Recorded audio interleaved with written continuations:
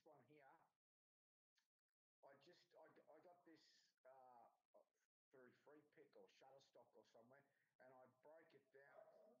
It's and I don't want to fully animate the character. I think it's an Aboriginal, an Australian Indigenous guy. You can't see much of it there. I'll quickly open an Illustrator.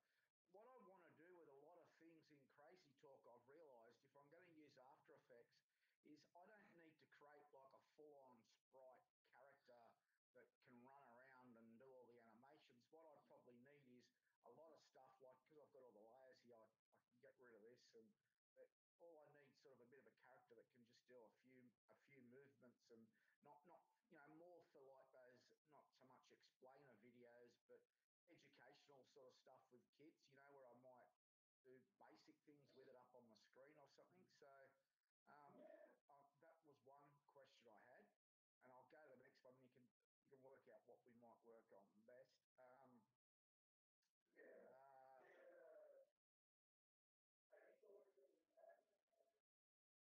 I'm on my laptop at the moment. Is that okay? Or?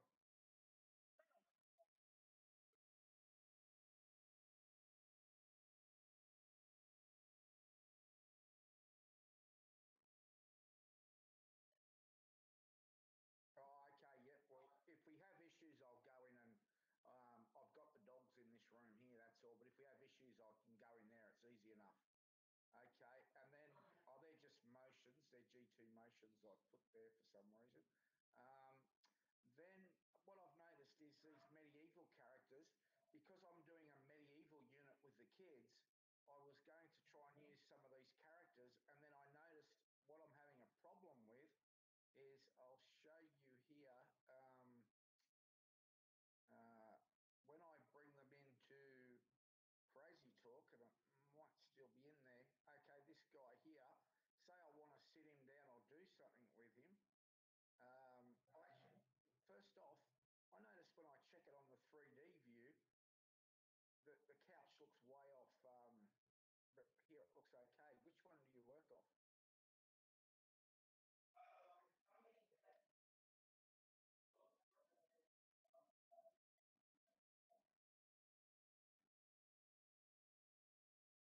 No.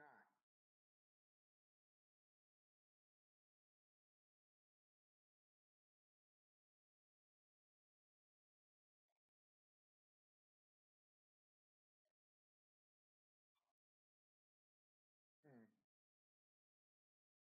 And oh, sorry, go on. Sorry, I didn't mean to interrupt you. Go on.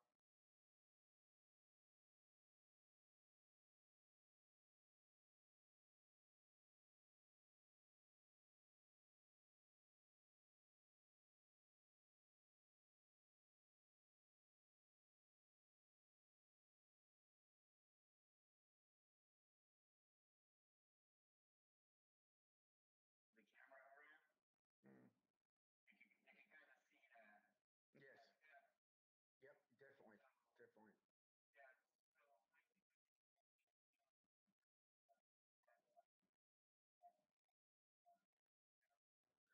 And so you just push it back till you get a bit of that depth there. Yeah. And the next question I had on this character here was if I apply a motion, it might be the way I'm applying them. And I was trying to move, I'll just explain my sort of thinking first. Um, what I was trying to do was get him to do motions, and this guy's worse than some of the others, but I'll show you. And it might be the way that I think it's the way the character's been put together, but it might be the angles and stuff that I'm bringing in at. But what I'm finding is I think I need to somehow use that sprite editor, and I was trying to push the arms back. I think this is one character. I'll show you if I get him to, I'll apply a motion to him.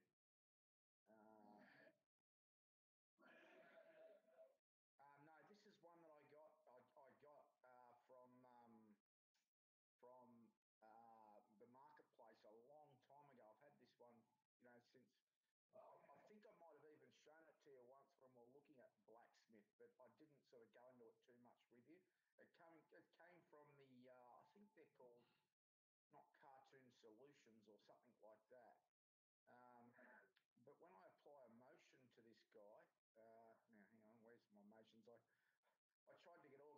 put them all into here, and then I'm less organised than I would have been if I just grabbed them from where that motion. Okay, let's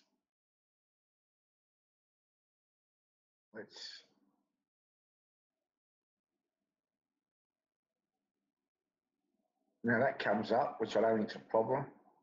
See how his arms go behind his back? Now, shouldn't they be? I was sort of trying to bring them so they're at the front of him, and I thought that what you do is go to the. I thought you went to the sprite, like into the mode, and then go to the scene view, and then I thought you moved. I thought you could move them like in Composer when you go to. Oh, sorry, main stage. Yep.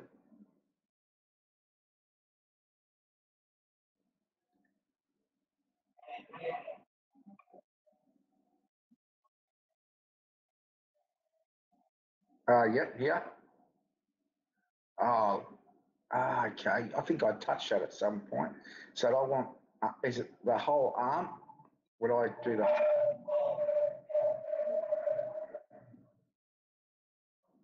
Okay, yep,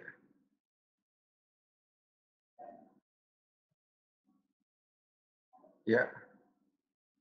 And, okay, yep.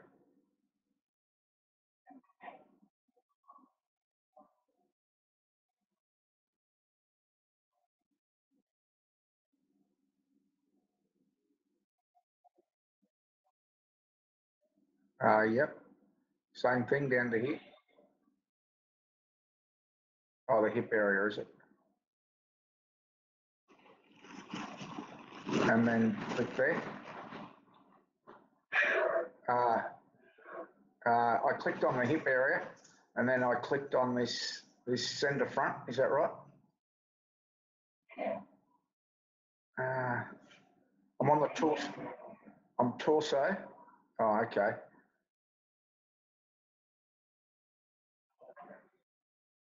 Okay, yep. I'm on the hand. Yep, I'm on the hand. Then I'll go to the, yep. So that's lower torso. Is it lower torso, the hip? Yep. Then click on the button down the bottom. Oh, okay, yep. Yep. Then the button. Oh, that looks like it's done it now. So that's, yep, yep. Okay. Oh, yep. Then, oh, of course, yep. Hand. We'll have to start again, I think, because that's, yep. Click on the hand, then click the button, and then the up. Okay, and then, yep. Okay, so I'm going to go. I'll go the hand again, and then I'll go the layer here, and then I'll go the hip here,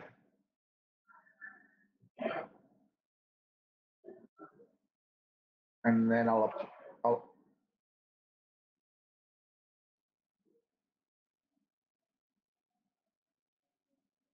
apply my animation to the character. Will I close that now and have a look? Or it doesn't look like a really good character. Maybe it's just I needed to use it for this medieval thing that I was trying to do, and I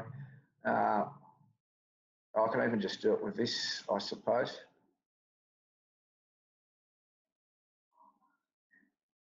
No, that's okay. The sprite in it, like it's not. Yeah,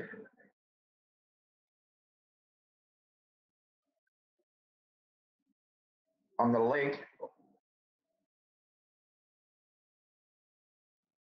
Oh, yep. Sorry. Yep. Yep.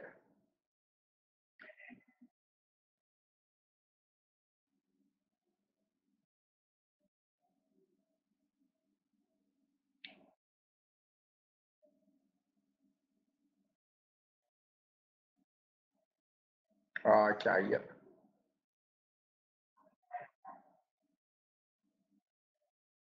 Okay, and I'll just go to that. Oh, I've got to select him. Oh, hang on, is it body puppet I want? No, it's I can I can use the body puppet, can't I, to do that?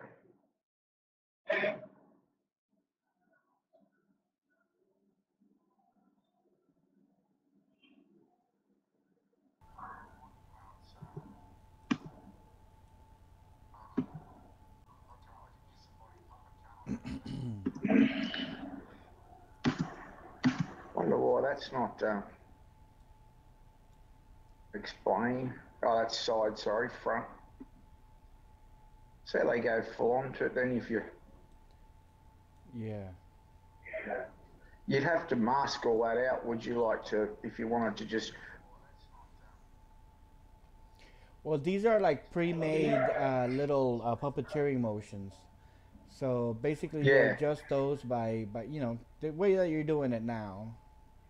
yeah. Uh, And you'd have to go into, you'd have mhm. to stop. Would you go to mask, and then mask out the arms if you didn't want him doing all that sort of? If you don't, yeah, you mask out the body parts that you don't want affected by the puppeteering. So if you want the same motion but without the arms, then you deactivate those arms. Yep, yep.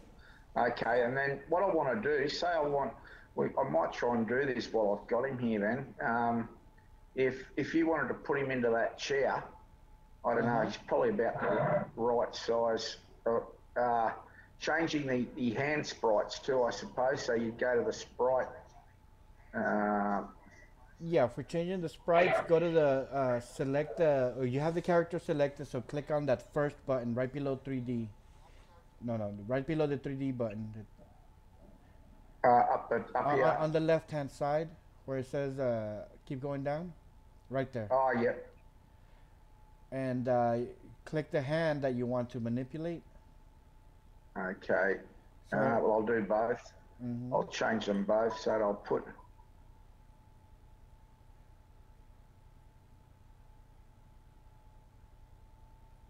Oh, You can select it on the actual, there you go. yep. And then I can just do that as sort of relax, sort of. Uh-huh. Okay, and then you can keep, not that I want to do that now, but you can keyframe these sprites too, can you? Like if he's halfway through doing something, you can hit a keyframe and then have him do something with one of these different hand sprites. That's right. So basically wherever Yeah, you are along the timeline, you can like let me take over your computer for a minute.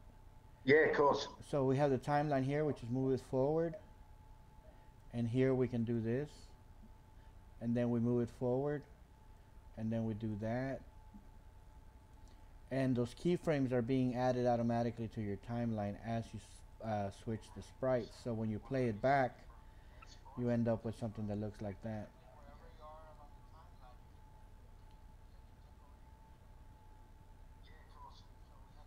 See? It'll switch around. Yeah, It'll switch the sprites. Yeah. his arm's gone behind his back. Oh, that was That's because Jason. that you were working on like right here. If you would have started on the first frame, we can adjust the layering again. Like this is the forearm. We Yeah. click on that right there, the forearm. We place it on top of the hip. Then we do it again. Forearm on top of the lower, and then we take the hand on top of that upper torso. Click the hand again on top of the hip, and just to make Hmm. sure, we're gonna make it go on top of the thigh here. That way, when it goes around, moves, it doesn't have that. It doesn't get overlapped. And I shouldn't have any issues with that vest then either, should I, at the front? I don't think. I'll That's show you the right. Templar later. I was having a few issues with that, but that seems pretty logical how you've done all that. And if Yeah. I wanted to get him to sit in that couch, Uh would you huh. just be applying a sit motion to him, finding a sit motion, or I would um, just squat them down using the 3D editor. That would probably be the easiest way to do it, unless you want him to perform a motion of him walking and sitting. no? Uh, I'm happy just to sit him in there. yeah. So that I go to that 3D. So I'm not there, is it? Yeah, go ahead and that's because we applied some 2D motions. It's telling you that it's probably going to override Oh, them, yeah. and that's fine. You can come back in that. Normally, you want to work on all your 3D motions first, and Okay. after you're done all the 3D stuff, and then you can layer on the 2D stuff and adjust the layering and things of that nature. Uh, This probably sounds like a stupid question. It is a stupid question, but isn't this all just 2D anyway? How come they call it 3D motion when it's a 2D sort of? I thought well, all crazy. It sort of the has. It's not. It's 2.5D. Is it sort of thing? the characters themselves are 2D characters, but you're working with like with the G2 characters. You gotta keep in mind that they're like 2D sprites attached to a 3D skeleton. So Okay. what you're seeing here is a three-dimensional skeleton. So when I do Yep. this, if I select this hip and I'll grab let's see here, the moving tool for it right here, Yep. and I click on this blue arrow, I can squat him down. So Yep. he's moving in 3D space, and those 2D sprites are just following this 3D skeleton. So that's why he's 3D, because technically the skeleton is a three-dimensional shape, and Yep. and you should be able to do like, I don't know how they built that apron, but you should be able to adjust, like, see how the legs are moving in 3D space. Yep. Yep. It So doesn't seem to be the flow on that vest on the front like right. that. You know what? I don't know what you call it. You know, like that doesn't seem to move either, does it? Like if that gave way a bit, it might look.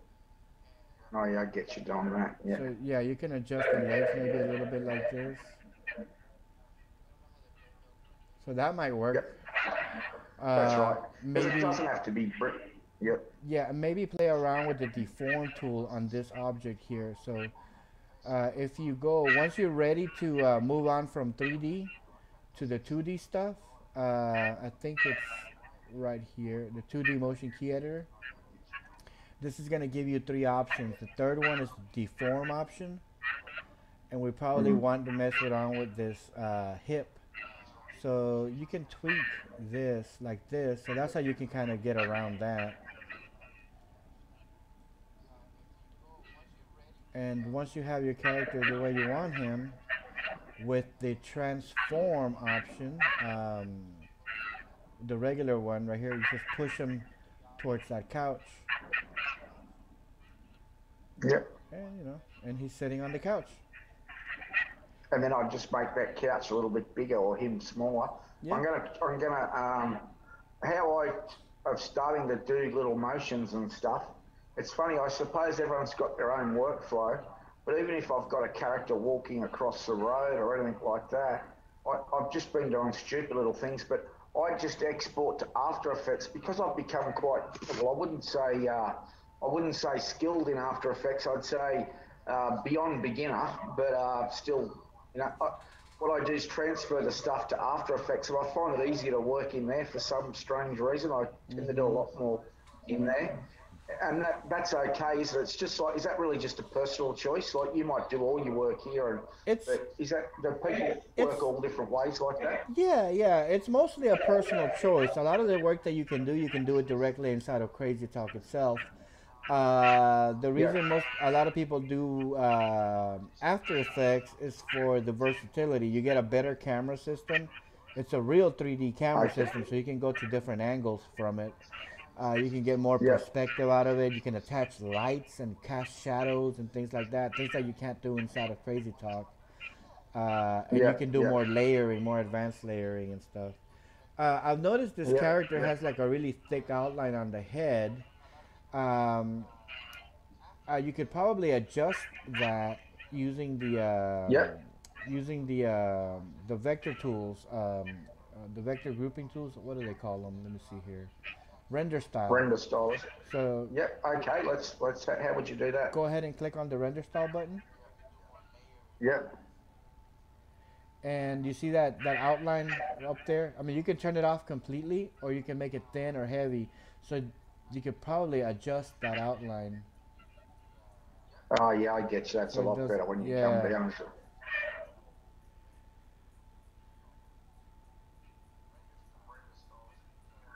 right down there is probably the best. You think? Yeah, yeah, it looks much better now, a lot cleaner. You can see his face. Yeah, and and then that should stay like that for all the animation. That won't change. Like, won't you just hit reset? Do you? Or, It'll stay there until you change it yourself, and okay. that effect is not keyframeable. So once you set it like that, it pretty Yeah. much stays like that. Okay. Uh huh. Yeah. And and these characters, are they like? Because what I'm trying to get to is a point where I'm not going to do. I've realised I'm not going to do real big long animations, Mhm. bits and pieces, and my animation probably doesn't have to be that sophisticated because what I'm going to use them for is uh, almost like explainer videos where they just do some basic things. And this one here, I've got him on a couch because I'm going to do a little show thing that I'm just practicing with. But normally it would be just a character doing a few little short animations like I was showing with that Aboriginal character. Mhm. But just a question on this: can these characters you can change their heads pretty quickly, can't you? G2 characters too with other heads here, is that right? Yeah, yeah. The G2 characters, you can change the head to any other G2 character's head. If you have another head, you can slap it on there.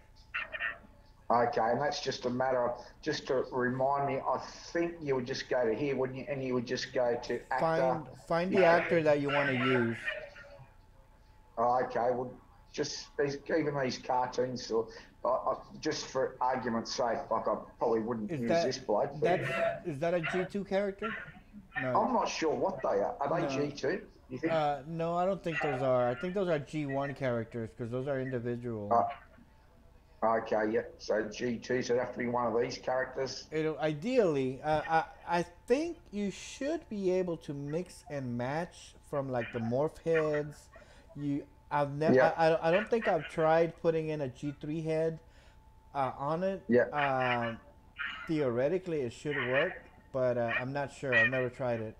But a G2 yeah, character, for example, you got that Saul head, or yeah. take Saul for example, and bring him into the stage. Just next to him like this. Mm-hmm. And then go into the Yeah. character composer mode for Saul.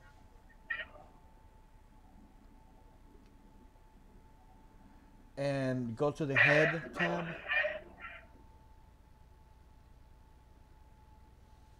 Click on the tab for the head inside of the content manager. Okay. Content manager. Sorry. Yeah. And here, select the head option on that list or go into the folder.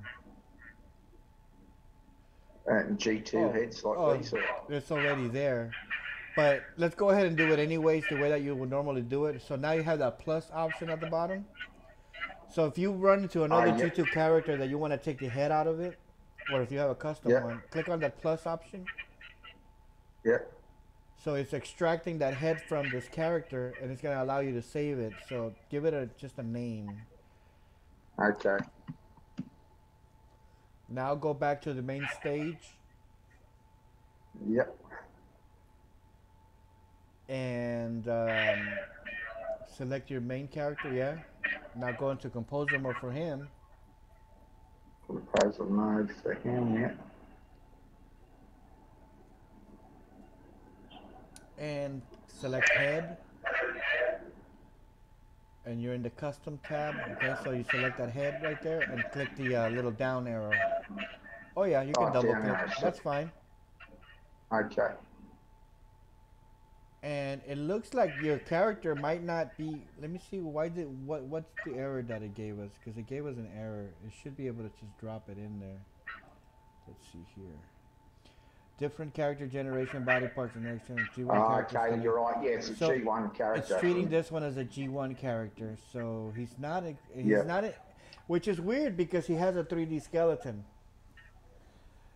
Okay. So that. Oh, go on. Sorry. So I wasn't aware that the G1 characters have the use of that 3D skeleton. That actually brings up a whole bunch of possibilities for the old generation characters, actually. So that's kind of cool to know.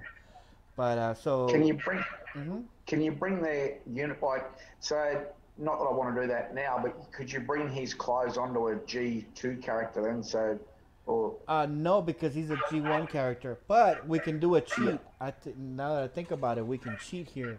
If we, since we have this opened, we should be able to go to modify, turn to multi-angle character, and that's gonna give us a G2 frame.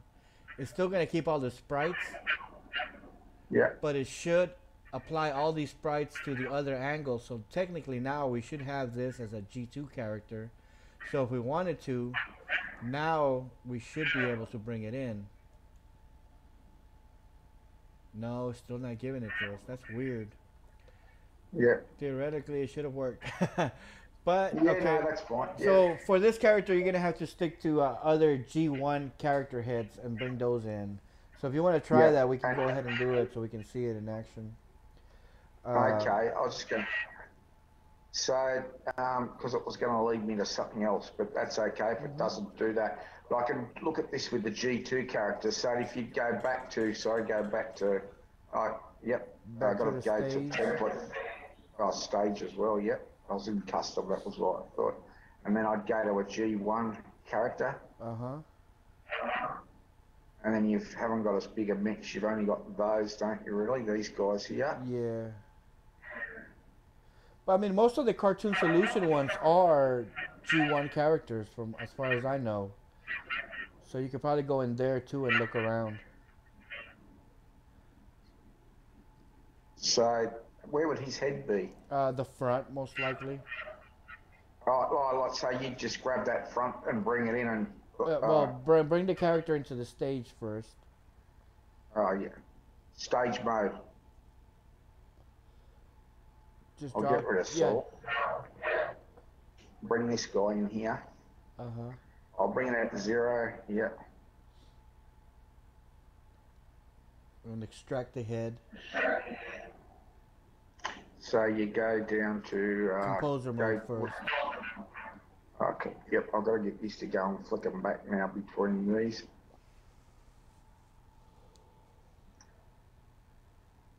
Head. Do I go to G2?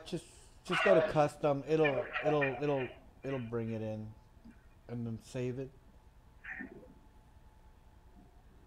And then how do I save Click that head? that plus button at the bottom. Oh, oh yeah, because I'm in head. Yep. That is crazy. Doesn't It's allow not you to allowing save it. You know, that Yeah. is just weird. Yeah. Hmm. Okay. All right. We may So not the be. next thing I was, oh, that's okay. The next thing I was going to ask you then, I should get this one done before I do that. So then if I've got that guy here, I'll get rid of him. So if I've got, I'm just showing you, like I'm probably going to, oh, I didn't mean to do that one. Right, I'm doing it again. I'll attach him. We sort of think he's pretty well on the couch, isn't he? Yeah. Is he? Yep. Okay. Yeah, he's close enough. Yep. And the size, you think's right, close enough? Yeah. It doesn't have to be exact. No, okay, now no. The audience doesn't really know. if I want to attach him, Yeah. link to the couch, there's no real reason because I'm not going to be moving him, but just for my sake now, so now obviously I can move this around. I've got him wherever I go. Exactly. Then just to make it easy, I'm just thinking to have him there ready. Can I save that whole thing?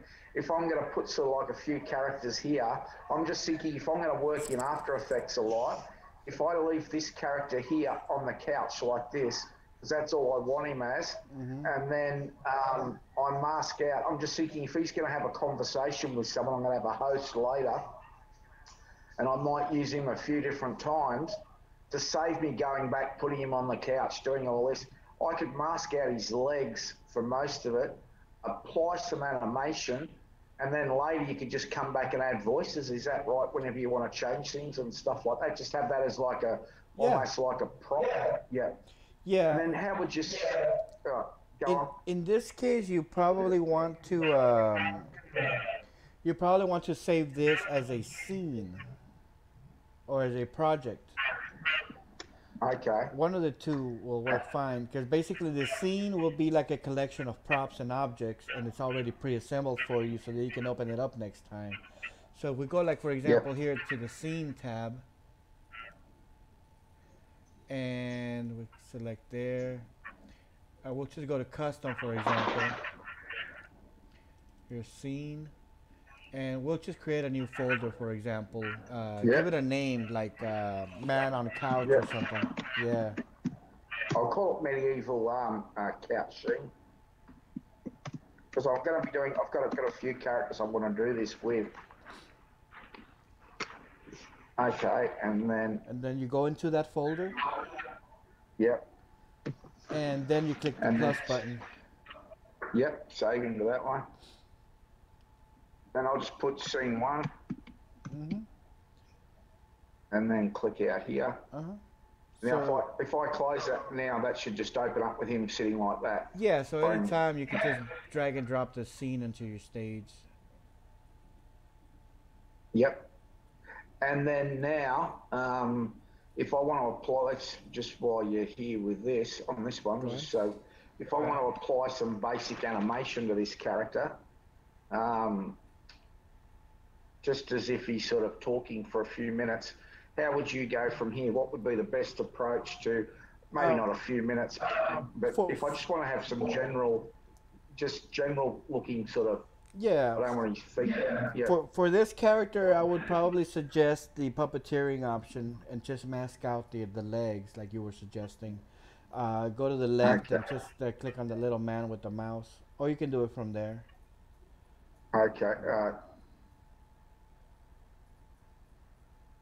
This guy here. No, Oh no, down. sorry. That one. Nope. Up. One more. One more. Right Oh there. yeah.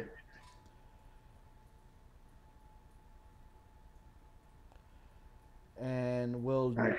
deactivate the tail and the two legs. Yep. Oh, hang on, I gotta hit the mask. Oh yeah, I've got. Yeah, you're there. And then hit the preview button. And, hit space and just move your mouse around and see what happens. So, It's pretty full on, isn't it? yeah. So, you adjust the exaggeration and stuff. Switch to Yeah. mouse control too. That's probably a little Yeah. bit better. And click preview. And then, And now put. and then, Uh huh. yep. Go on. Sorry. Yep. And then Put this. okay, hit the spacebar real quick. Okay, go ahead and deactivate the torso, the upper torso. Yep. There you go. And now put your mouse like somewhere in the center, and hit the space Yep. bar. That'll save you from having to press the preview button. So now move your mouse around so you get an idea of how he's gonna move. So as he's gonna be performing, just kind of move your mouse. You're puppeteering him, so it's just to move him around. Okay. All Now, right. what about if I want to Hit the change the huh. the exaggeration on him? So. Yeah, adjust the exaggeration, but hit space to get out of there. Okay. Yeah. You And you can't do it while you're puppeteering, sort of thing. Previewing. no, you have to get out of there. Okay. And then see how his arms go so big when you like see the size of the arms when you start it. Is that Yeah, and that's because of right? the action you chose. That's this one right here. Maybe switch to All right. this description one. Okay. And It's that says S. Is that supposed to be for a side view or is that side view, yeah. okay? So you can still use that one, but can you? Yeah. Oh, okay. I didn't think you could use that. I thought because it was side view, you had No, to use. it's just better configured for a side view, but it'll still work. Now hit space, Okay. and that'll allow you to preview Yeah. it.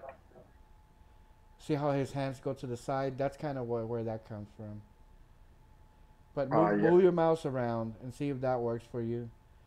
So, See what's happening with that arm again there. It's all sort of. yeah, I and might. those are things that you can adjust later, You kind of focus on the main motion, getting the main motion out of the way. which is just so. Like, yeah, getting that layer of explanation. So let's say he's just Okay. explaining something in general, and you want to record that. You want to lay it down as a permanent motion. Um, Yeah. hit the spacebar to stop previewing. You might have a front view actually somewhere in here. Let's see, brag, love, speech. Maybe that one. See the Maybe front. that one's in front. Yeah. See what that looks like.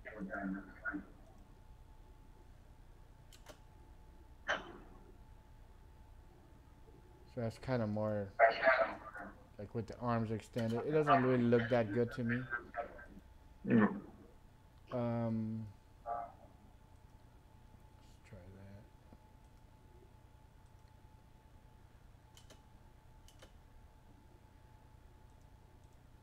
Deactivate D so he doesn't jump around.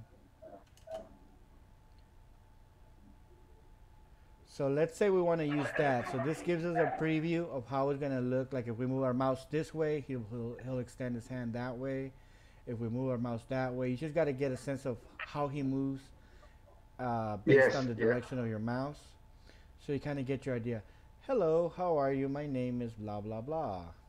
All right, so Yeah. Yeah. let's say we're going to perform that. Now hit the record button. Now place the mouse somewhere in the center of the character, Yeah.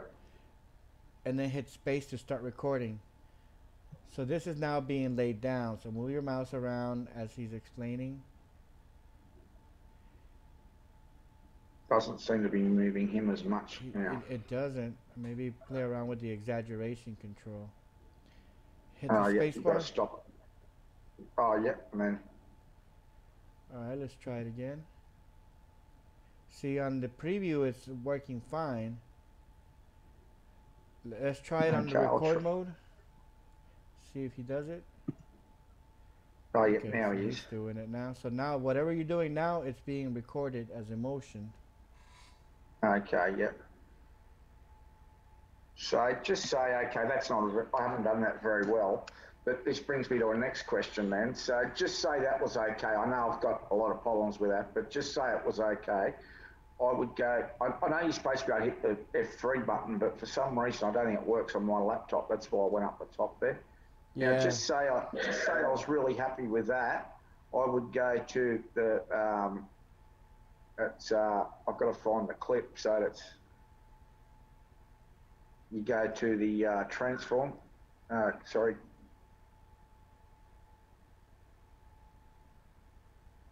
Which motion clip do I? Is that the clip up there that I go to? This one here, isn't it? Yeah. What are you trying to do with that one? Yeah. But what I was going to say is, so there's say the clip. Oh, has that done anything at all there? What were you trying to do? I was just trying to find where the actual clip is on the timeline. Oh yeah, you found it. That's it right there. Okay. Let's Then see. That's the 3D angle layer. That's the general motion one. If and you can expand this a little bit more right here. down the bottom. See how it has this little arrow right here next to the word motion? Okay. Yeah. Let's see. So you got these two. See that layer So one is with the one that, that's being done. This one is your 2D layer from the puppeteering. See puppet clip. and not that I'd keep those, but if you're going to, you can just collect those clips and then have that as a separate, and then apply that to like so next time on the action menu, when you click that, you'd have it up here. Is that right? If you Or you want to don't save it, bother? yeah. Yeah, you Yeah. click that little plus button. And add it to the action menu. Mm-hmm. Okay, and then just another way to You can animate this character. I'll just. you can also right click on this motion right here, Yeah. and you have, let's see, I think it's under this one will definitely work. The Export. export. Let me see. I think there's another one where you can apply it directly to it. That's probably for the G2 stuff, the 3D stuff. But you can click export and just give it a motion like explaining. Yeah. You know, you save it somewhere. It's the custom motion. So we should have it in here. Let's see here. Animation, custom, motion. There it is. Okay. So if you get to a point where you want to apply it, just drag and drop it.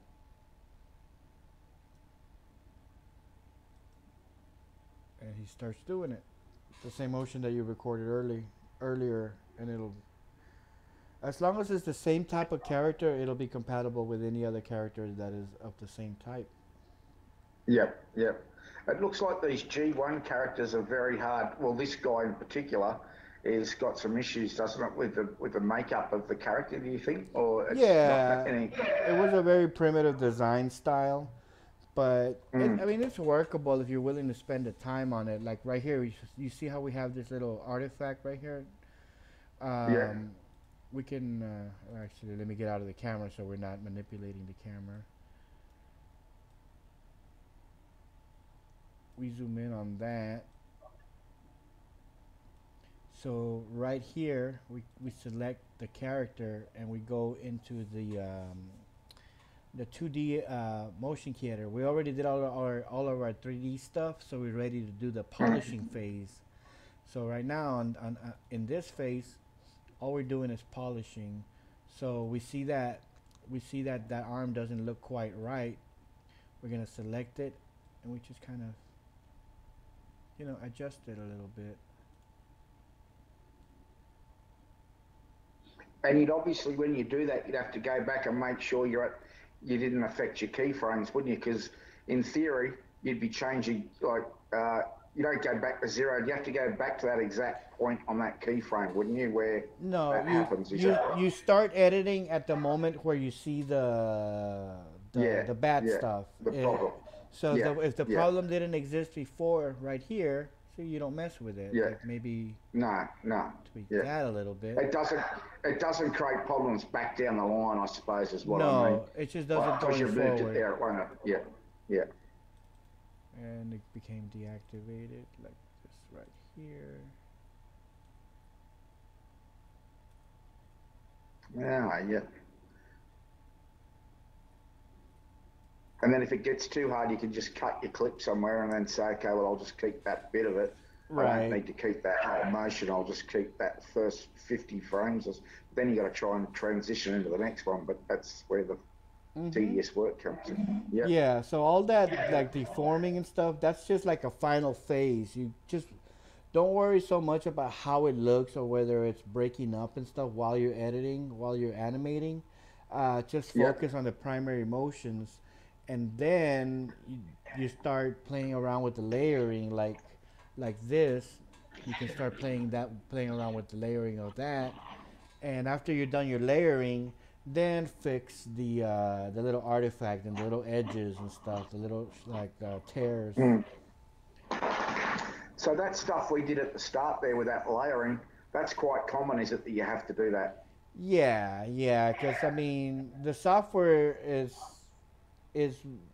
you know it's not using like artificial intelligence or nothing. You know, it assumes that you know you're just working with the basic animation and it's gonna do it. You know, based on the bones and the and the way that the hierarchy of the different sprites are, and so it's gonna give you as close as possible as what you want to do, but it's not gonna be perfect because it's not smart enough to tell the difference, you know, as to what's being layered or not.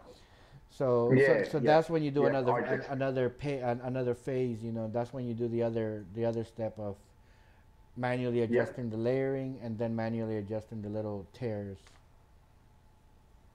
Okay, so the workflow for that would be you'd start with your layering, and then you'd use your 3D motion. Start with the 3D motion stuff first. If you can get away with most of your animation, like sitting him down, moving his arms around, stuff like that, if you can do it in the 3D editor, do that first, because after you layer on 2D animation on it, 2D adjustments, you really can't Yep. go back to 3D editing. Okay. It'll destroy all your 2D work. It'll make Yep. you it'll reset everything. So get all Yep. the 3D stuff out of the way first, and that's gonna be your primary stuff. Getting the, the positioning, the posing, and stuff like that. And once you have that, even if it doesn't look perfect, but get that motion out of the way, and then you start fixing it using the 2D layers. Yep. And do you do it in big slabs of animation, or do you do it in little bits, like sort of if it's an explain thing, would you, and you were going to have like I don't know, because you wouldn't have big long conversations, right? But say he's going to talk to the camera to see how I would use that in a classroom, how I'm planning to use it is I've got like some stuff about blacksmiths in the Middle Ages, and he might just talk about black. So it'd just be a real general, for Yeah. 15, 20 seconds or base. I might even have key words that I'm going to put into After Effects, you know what I mean? Like peasant, surf, manor, and all that pop up. So it's not supposed to be like some perfect animation or anything Yeah. that you go and look at it and go, this is brilliant, his animation here. But as long as I've got some sort of basic workflow, so if I start with, like you said, make sure the layering's right, then do the 3D motion animation editor, and then go to the 2D adjustments and tidy it up. And then if he was going to talk for 15, 20 seconds, just sitting there, you've already got him sitting there, would you do those as one big long thing and then tidy it all up, or would you do little snippets and then put them all together? No, no. For something like that, I would just do the whole thing. Yeah, The yeah, main factor in whether you're gonna break the emotions into different like clips would be if you're gonna be doing different shots. Like if the camera's gonna yeah, change significantly, yeah, then do the whole motion for that one shot. yeah, If it's a yeah, 15-second shot or 30-second shot, if the camera's not gonna move or make any major transition, just do the full clip to let them okay, talk. If later on during editing you want to cut and like splice it around, then do that at that point. But try to yeah, get that whole thing done if it's just like a center uh, like a single shot sequence. But yeah, if you're gonna be having him do like um if in your storyboard or in your script there's gonna be a cut to something else, then that's gonna be a yeah, different shot and do that one as yeah. one clip. Yeah, the most I'd have with this would just be the camera might zoom in a bit closer. Or it might start here and gradually go in closer, but that's obviously just part of that one clip, really, isn't it? Mm-hmm. That's only a pretty subtle camera move. Okay, now if I wanted to start that again, like later, I won't do that now. But so when I save that scene, I would like I wouldn't save the scene, would I? I'll just if I want to start this as a blank animation, you know Just, how we went to custom and just we've got that scene yeah. saved here. Yep. You probably have to go to a just open up a new project.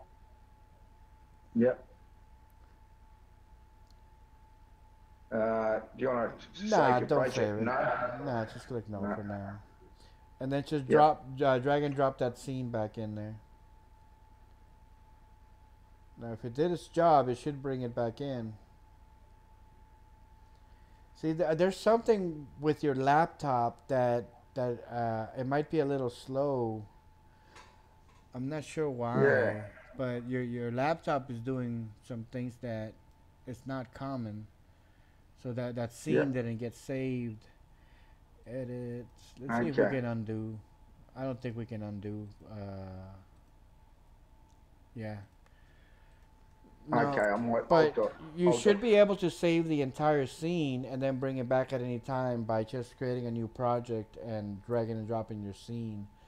Um, Yep. Okay. if you want to set it up again, we can try it again.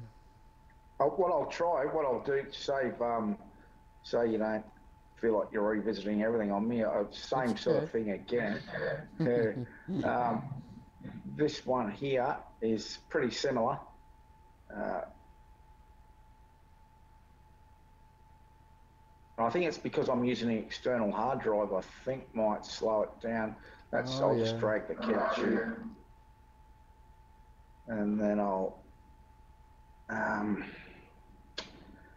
just show you this other character. And this template has issues. So that's, I'm not sure what the character A, I don't know what angles they are, but that You looks should like be able, front. like on your computer, Yeah. go back to the folder.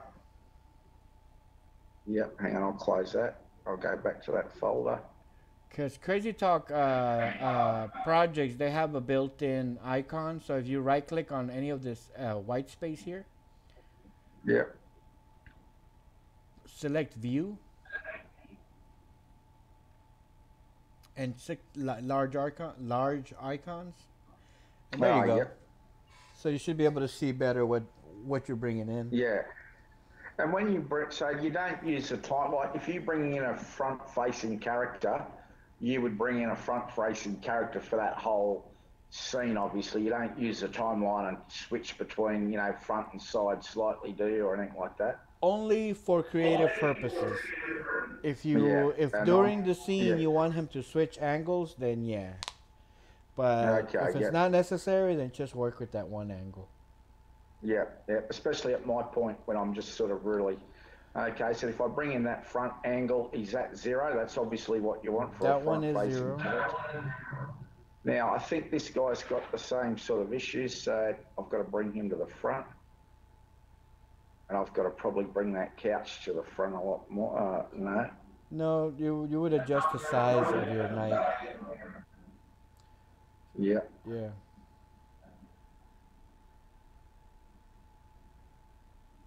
Yeah. There like that.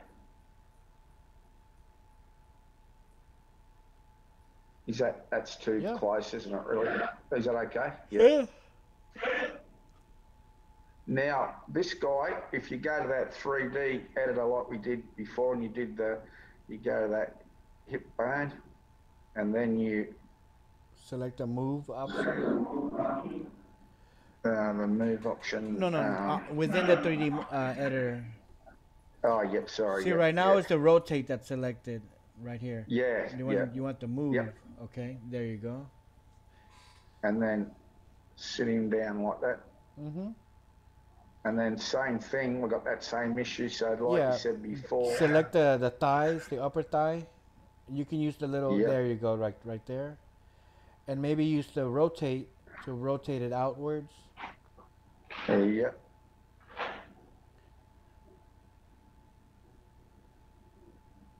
Just like that, and go the other thigh. Rotate the other way. Uh-huh. Okay, so now unlock the feet.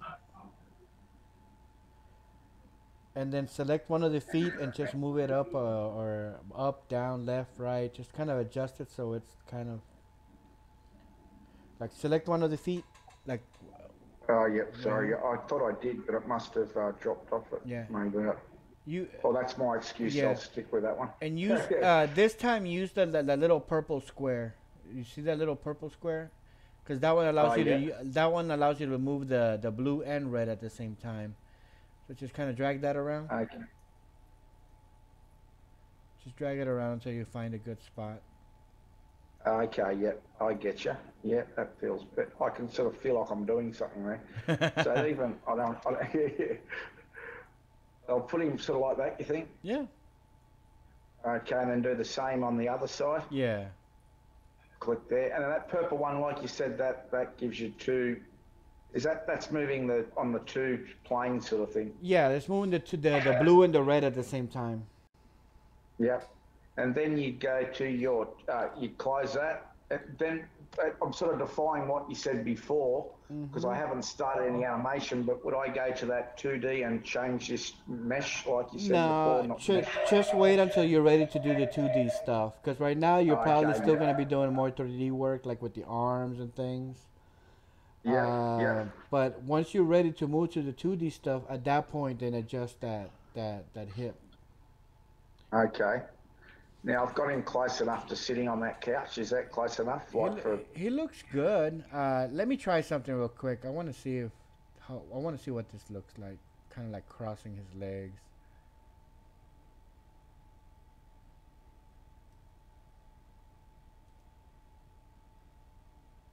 Cause that could be an interesting pose. Yeah, yeah.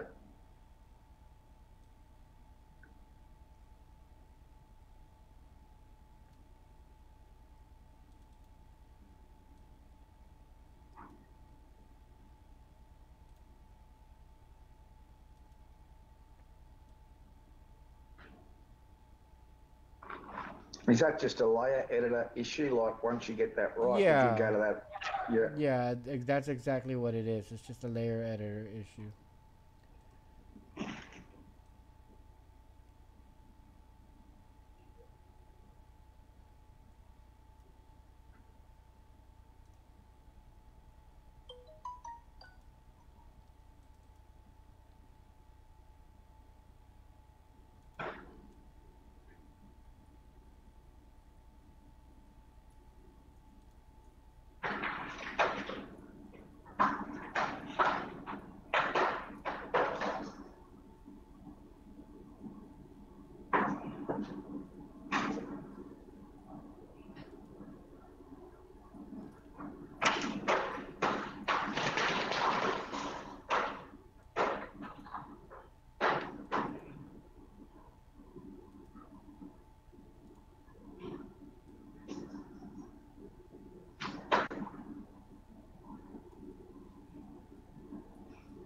I can take that helmet off him too. Later, I tried that before and it comes off pretty. It does? Yeah. Oh, nice.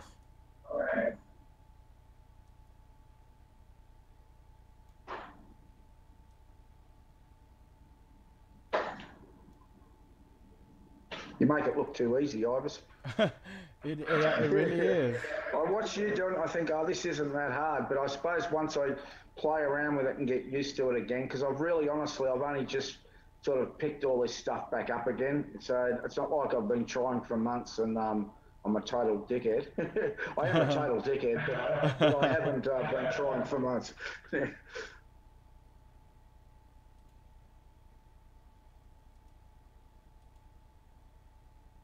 And as I practice that, I'll stuff around with that on my own and just practice around with that.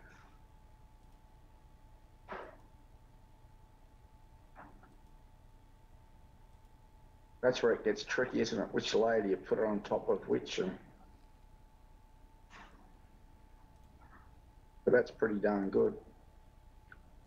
Yeah, it's actually a pretty interesting pose.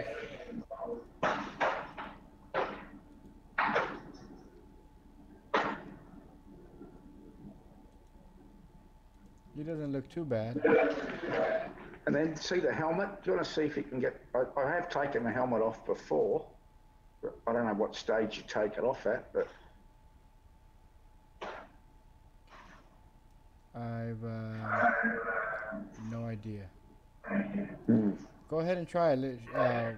Whatever it is that you did last time. Okay. So if I go to, I mean, is it a sprite? Is it a sprite thing? Maybe. Yeah, I think it's just. I think it's just a sprite. Go to the sprite editor on the left-hand side below 3D editor. Yep. So it's 3D sprite editor. You select the face, No. the head. Okay, select the face option right there. See what it has for face. It doesn't look like. Yeah. Maybe I took it off before I went into that because I did think to myself, if he's going to be talking, he's better off without the head, and I took it off him.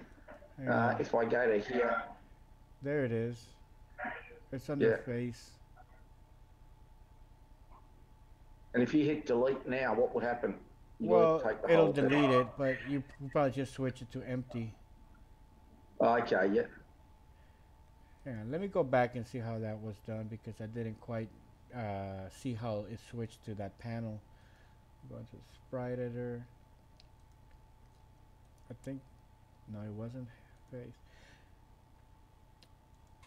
I'm not sure how this character was constructed. If this is a G1 character, maybe it's just an attached prop.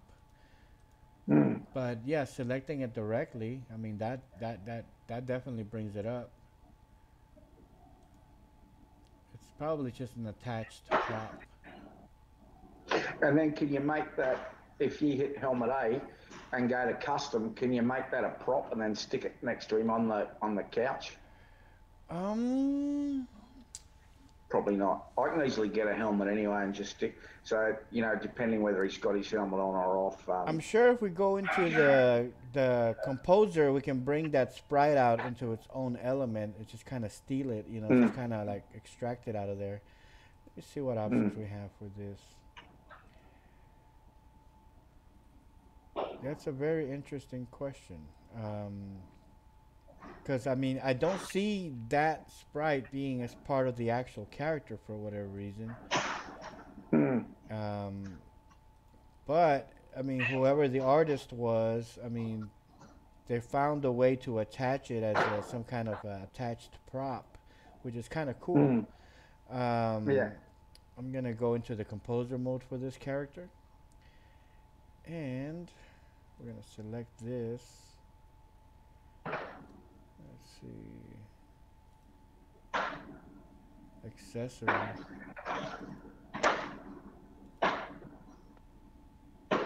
Yep. So it won't allow you to save body parts, but then it has it over here. That's weird.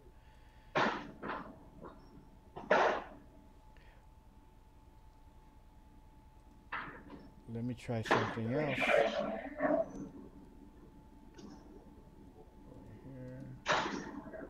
We'll go to load, find file.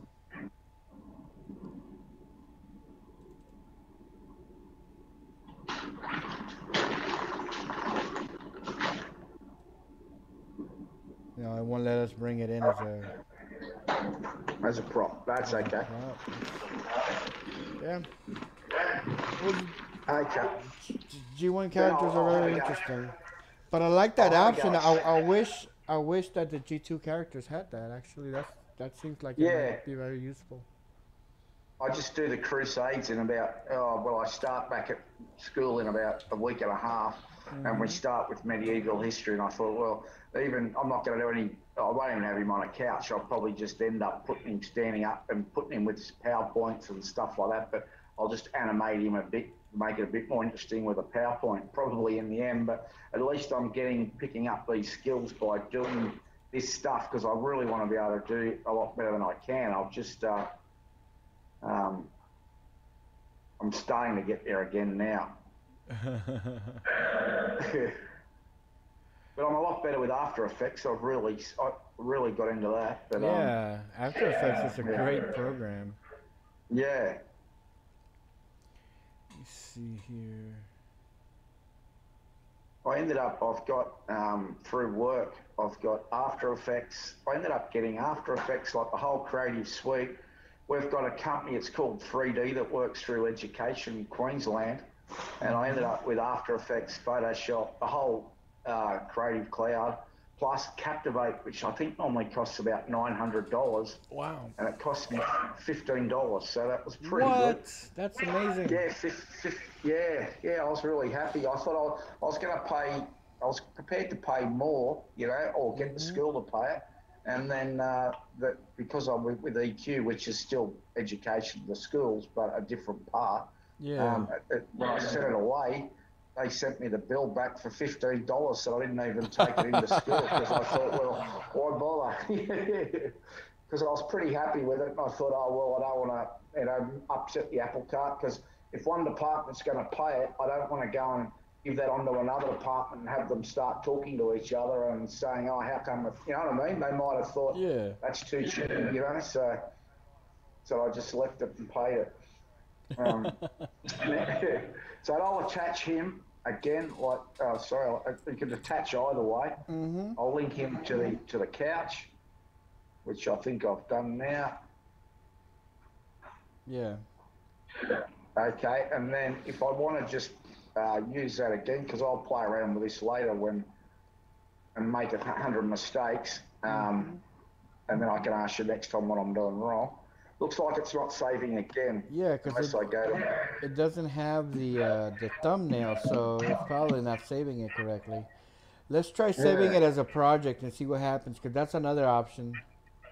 Click Okay, on so I project. can just go up Click, the top there and save as a project file. um, no, not right there, because that's an Yeah. external project. Yeah, you want to click there and then Okay. go to custom, Yeah. and you want to save it there with the little plus Do I have to button. click on? No, no, I no, got to click. Oh, you no, don't have to because do this is the that. whole No. project. Yeah.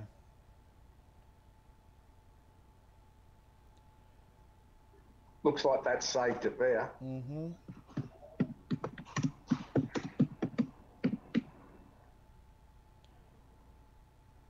So Then basically, I'll. anytime you double click on that, it's gonna replace whatever you have here with the clean one.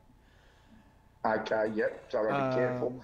Um, And then if you want to have a basic one, you could sort of, I could sort of rename this. So every time I do it, should probably open another folder here next time. If mm-hmm. I've added motions and have one that's got nothing and one that's sort of got motions one, or in Yeah, case I make changes and stuff like that. yeah. And I have a little bit of a theory here. Give me one moment. Let me try something with the scene, Yeah. just to make sure I'm covering all the bases here. Maybe it requires a selection for this one. Just out of curiosity.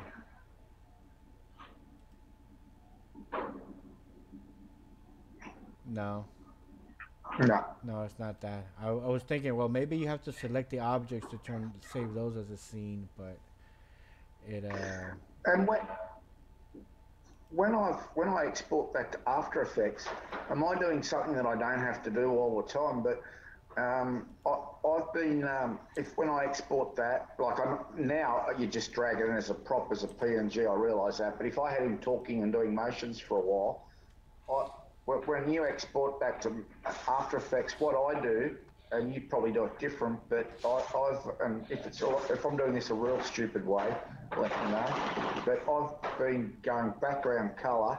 I think I sort of did. I think I'm doing this partly the way you showed me before, but I won't blame you because I think I've adulterated it. But yeah. that's probably a full green. Uh Um, huh. but when I export it, I'll just go up to there. It doesn't matter if it's not exact. Yeah. When I export it, I do it with the green screen, but You do the it's a chroma. normal background PNG anyway, or you do Yeah. have to definitely do it with the green You screen. you do it with the green screen if you have sound attached to it, so you can bring it as a video, Yep, and that way it'll have the synchronized sound with it. If it's not that yep, important that to have the sounds and stuff built into it from the beginning, or if you can reattach the sound to it, actually what you can do is let's see if we can go back here. You go to let's say let's add a motion so we can actually have some kind of animation here. I'm just going to let this dog outside, Ibis. I've got a Yeah, dog yeah, yeah. carrying on here. One moment. Go ahead.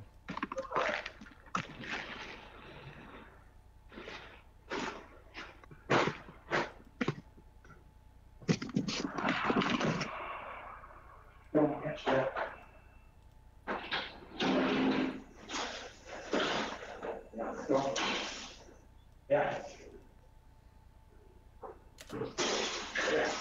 Yeah.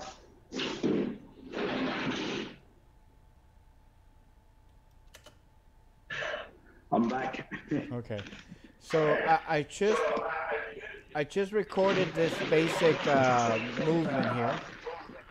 Yep. It's 218 frames long. Yep. Basically, it just looks like that. Yep. And we know that we want our sequence. We just all we need is just 200 frames, right? Yep. So we'll Yep. just shorten it down from here, and we'll go to export. We're going to select image, PNG, because PNG has transparency, Yep. and normally want this to be big. We'll do full frame, just so we can get more of a square shape for this. Because at the end, I mean, you're gonna be compositing it in After Effects, so it doesn't. You don't have to do the exact HD stuff. But No. I have a square shape which kind of works better inside of a widescreen. But I'm gonna make this a lot bigger. I'm gonna make it maybe 14,000, just so it can be a bigger. You get more quality out of that graphic, so you're not dealing with pixelated stuff. Mm. Um, Maybe center it in so we can get more of that picture, because we just want that character and the clouds.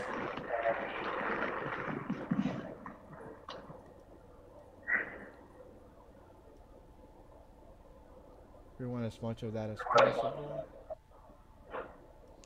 All right, so we'll export it, image, sequence, PNG.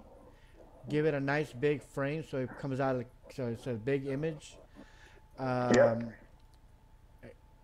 and also keep in mind the frame rate that you're going to be working on in After Effects. Right here is exporting it at 30 frames per second. In After Effects, personally, I usually work with 24 frames per second, but it all depends on how you're doing it. I'm going to leave it as a Mm. default 30 for now.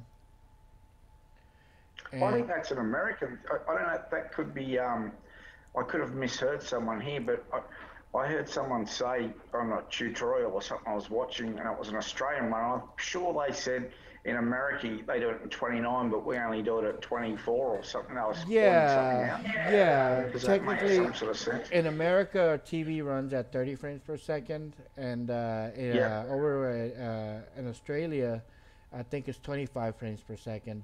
It's technically Yeah. like a little bit less. I think it's like 29.297, something like that, but it's close enough to We're a bit. 30. We're a bit. We're a bit slower down here, Ibis. No, it's actually a little bit more optimized. I mean, Is it okay? yeah, yeah. You guys actually have it better. We Yeah. don't. Okay. Yeah, so. It has to do with like the frequency of the electrical systems that are used in the different countries. Um, Okay. let's see here. So what I'm gonna do is I'm gonna save this to your desktop, but I'm gonna create a folder. Yep. I'm gonna call this night maybe. Yep. I'll go inside of that folder and I'll save it, and it's gonna export 200 individual images pretty much, Yep. or basically our 200 frames converted at a rate of 30 frames per second. So we might actually end up with less than 200 frames when it does the conversion. But it's basically basing that sequence at a 30 frames per second. So it still keeps it at timed the same way. So we'll just give it a minute to finish. If you want to launch After Effects just to get that going Yep. while this finishes.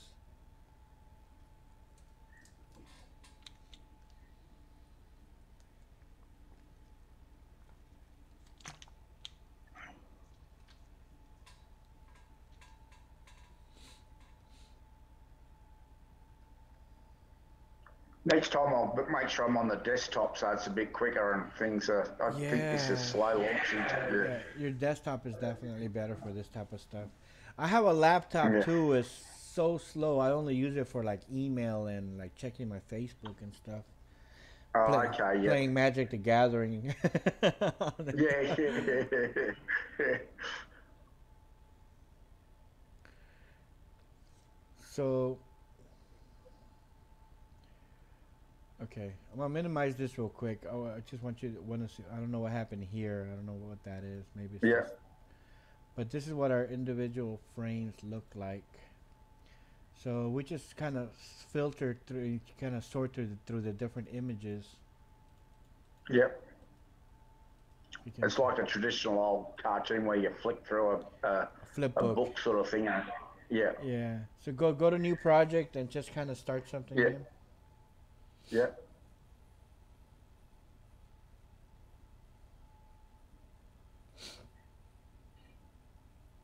No, just minimise a few of these things here. Hmm. So new comp. I'll just okay. All right. And we've got to bring that in from the desktop. Yeah.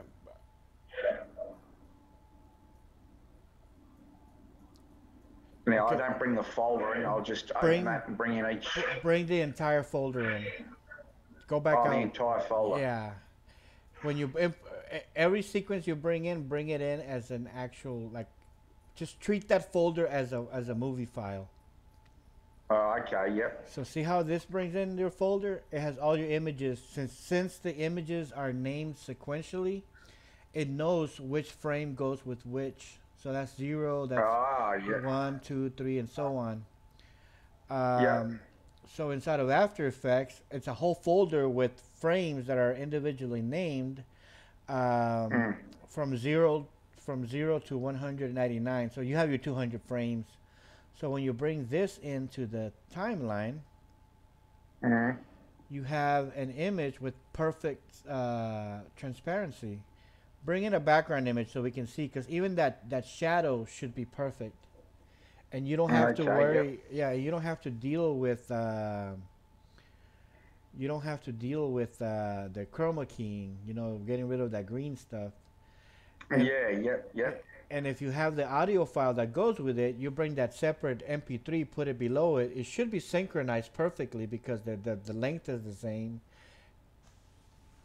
Oh, so you could bring in your audio separate. Is that what you mean, like that Yeah, with yeah. So yeah, you should be able to bring your audio separately and I'm just going to bring in bring in that any brown background. one. Bring in that one with the brown thing, so that has a solid color. Bring that one in. The ancient. Yeah. I know it's got nothing to do with what we've got, but Right.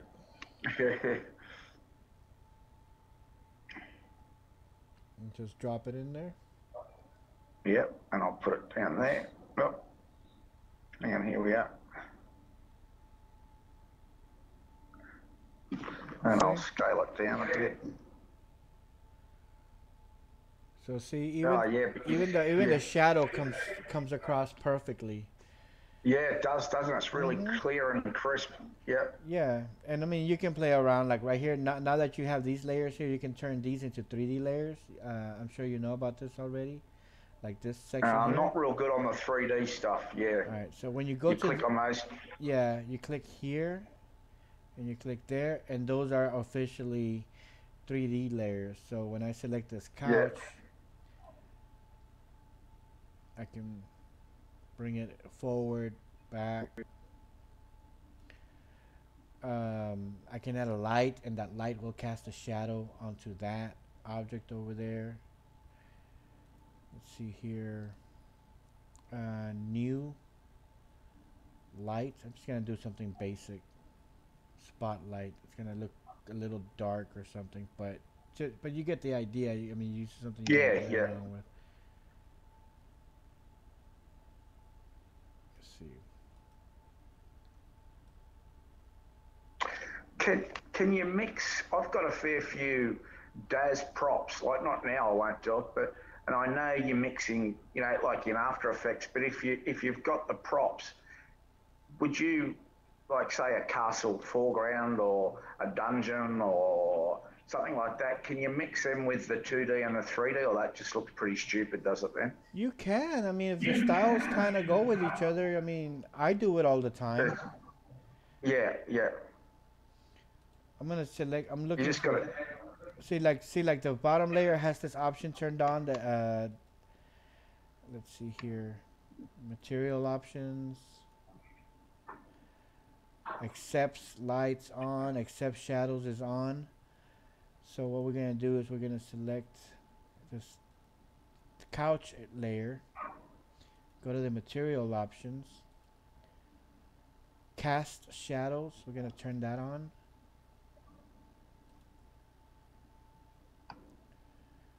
Light transmission, accept shadows, accept light. I mean, I've used all that's good.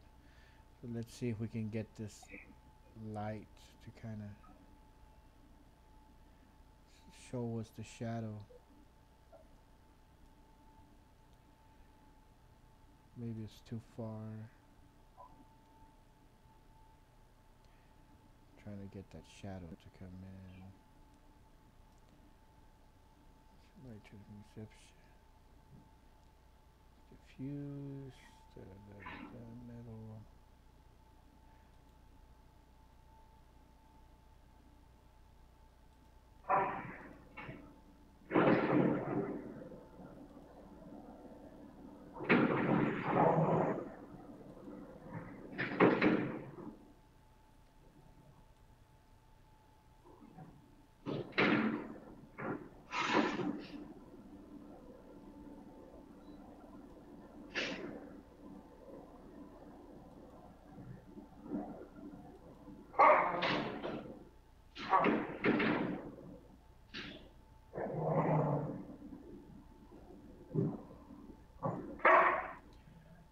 I get this shadow to work.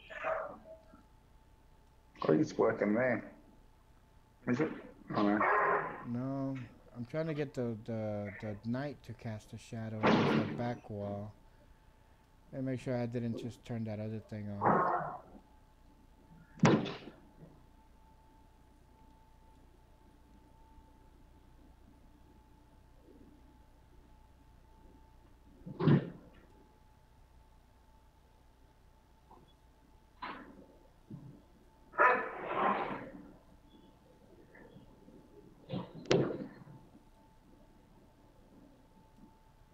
There it is. The light had to have the cast shadow option turned on.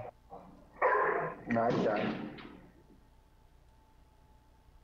Then you can play around with the length of the shadows, the darkness of the shadows. Mm-hmm. Oh, yeah, you got the shadow behind his head there. And down the bottom. So when we play it, where's the play button?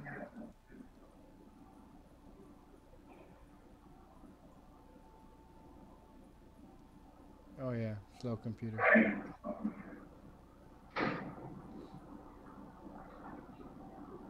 See how he's moving, and the shadow is just being casted on against the other thing. So, Oh, yeah. I mean, technically, you could have that couch as a separate prop inside of After Effects, so his shadow could be casted on the couch as well, give it the little bit of separation. Yep, I get you. Yep, that'd be the best way. So, you wouldn't even need, if you were going to do it in Crazy Talk, you wouldn't even need the couch in there. You could just have him sitting in a sitting position, Yeah, and animate him and bring him in and put him on the couch in After Effects. that's right. Let me Yep. see if this other light version works better. Let me see, transform. Let's see, light type. Let's try parallel. Yeah, see that gives us a little better look, and we still get to keep our shadow. Yeah.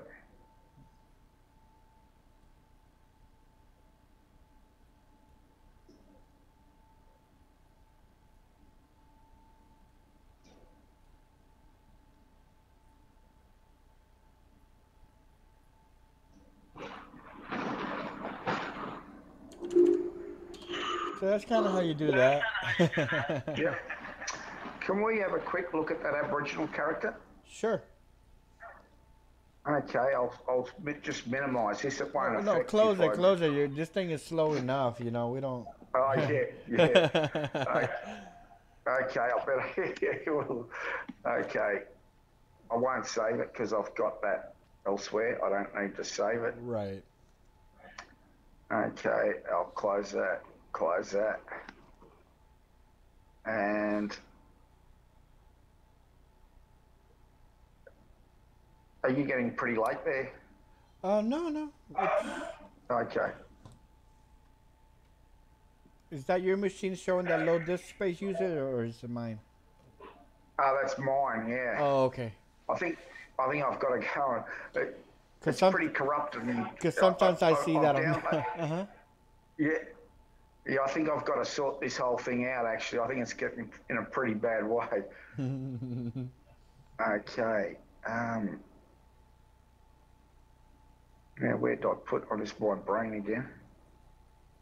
Well, you have it open already in Illustrator. If you look down there and you're... Oh, yeah. I was just wondering where I put... here's the tutorials. Yep, sorry. I'm getting too old and grey. Okay, so... And if we can have another few tutorials, I'm only off for another week. I don't know. Like I said to you before, I'm pretty flexible, so never worry about if you schedule something with me and things come up.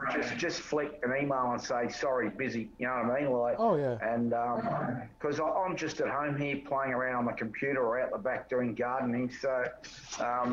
But I was going to say, if I could try and get you like a couple of days this week, if that's okay, to do a few other things. No, that's perfect. Yeah.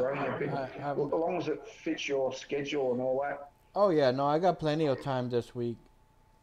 Okay, yeah, because I've sort of got this. My partner's away; she's still away. So Mm. when she gets back, she'll start giving me jobs too. So yeah. Now this guy with layers, like I find with Illustrator, which I'm just getting a bit better at too. You know, sometimes you can group them pretty well, and other times you can't. Well, I Yeah. did sort of manage to export layers, but obviously, like I've got the arm like this. I haven't got like a perfect T pose or anything. I've got the boomerang separate. Right. So in that, I but mean, I was just wondering, not to do a full on animation with this guy, like, but if you wanted to just do some basic stuff with him mm, and really basic in Crazy Talk or like even in I suppose in After Effects you could do puppet, but a bit more than the puppet. Like how would you bring him in to maybe After Effects? Do you reckon like that? directly into After Effects, Oh, there's a sorry, hierarchy. into Crazy Talk. Oh, okay. Crazy Talk. Sorry, Into Crazy Crazy Talk. Sorry. Talk, you could probably build him as a G3 character in Photoshop first, or in Flash. I mean, there's no way around it, really. It's probably easier to go with Flash, especially since you have him already built. It's really not that Okay. hard. I mean, and we only need to worry about half of the character, not the whole thing. Okay. So like this, are you able to break this apart? Yeah, I've got that as a separate prop. Okay, select that. Like bring this, move it to the side. Bring that, move it to the side, so it's not interfering. Okay, well, I use that direct selection. Uh, I normally, that's why I exported. I did it up here. This is that. Hang on. I don't know if I do this the slow way, but that's it here now. Okay. There we are. Yep. Is that some Yeah. What's this? artifact?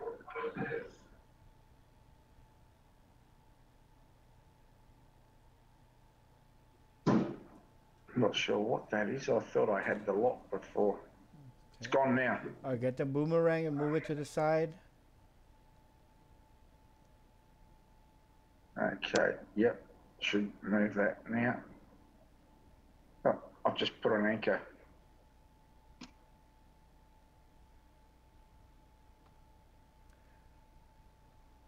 Oh, you have it right there on the top group. You should be able to just select that actually right there like that.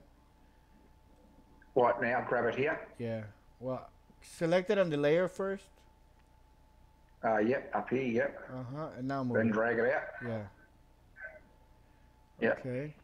Now take this arm and move this arm out of it because this one is pretty much exactly the same as this, so we'll get rid of that. Yep. Okay, and the arm is definitely there. I'll just grab it. I think it could be. No. It's this one here. Sorry, that's it. Is that the whole arm? No, no, no. Are you able to select just the forearm? Yeah, yep, I can break that down. Oh no. No, no, go ahead and leave it like that. What about this red band? Is that an individual object? Yes, I think so. Yep, that's here. Do you want me to drag that out? Yeah, bring that one out by itself. We'll just kind of reuse that.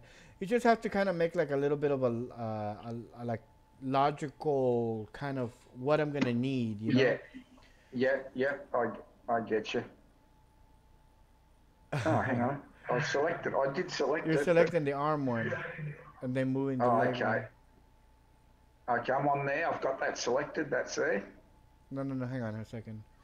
Select it from where the name is. You get better results that way. Okay. Yep. And let's see if no shoot.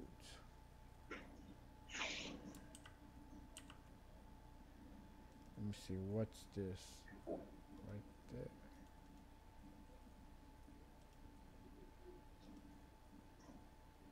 It's actually not selecting. Well, I guess you have to do that. Let's see if we can. Oh, that's his arm. Oh, yeah, on his arm. Sorry. I Yeah. was looking at the leg. Yeah, I thought I was looking at the leg. Don't mind me. Yeah. It looks like it's actually the same shape as being used on the leg. Yeah. So we're gonna Yeah. ignore that. Let's take this hip. Oops. That's a pretty traditional like cloth that they wear.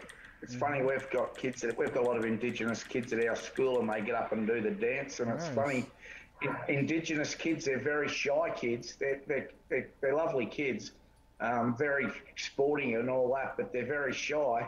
But it's funny, they get up on the parade when they do the dance and they just wear those. And I think, gee, like for a shy kid, you think you'd be fairly embarrassed, but they're, not culturally, I wouldn't be embarrassed, but I would have felt you'd be a bit self-aware, but they're fine with it. Wow. Yeah.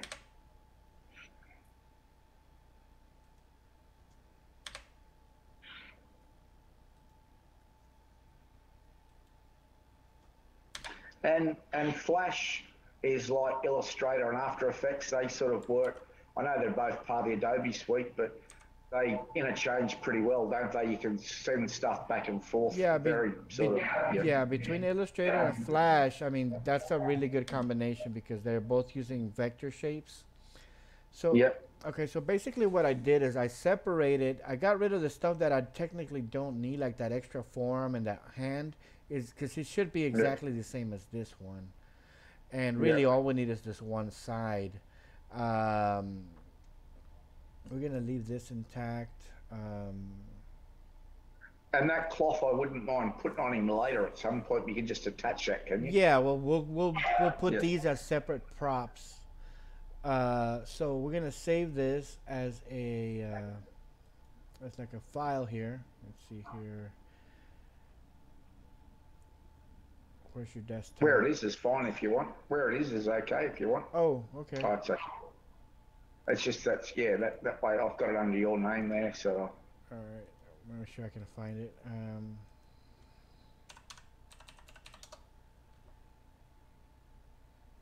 Save it.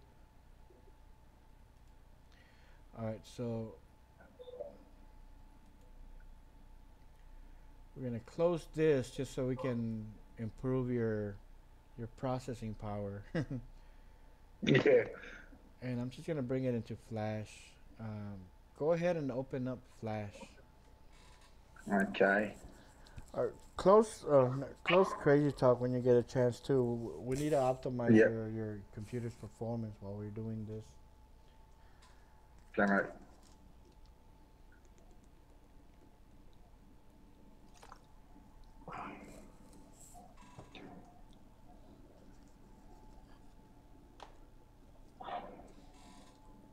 All right, just Open. no, click New, or Yeah. yeah, File New, Uh, or click any one of those options. okay, I'll go for new standard. That's fine. Yeah. Illustrator. Sorry, Animate. I'm very new to Illustrator. I'm pretty rubbish on too, as you can probably see. All right, so now we're gonna do an import. You go to File, Yep. Yep. and then we're gonna import to Yep. Stage. Yep. And I'm gonna paste that address to that folder. That's why I saved it, so we can find it easier. Yep. And let's look for that Illustrator file. It's in here somewhere. Modded. There Oh, it is. there it is. Yep.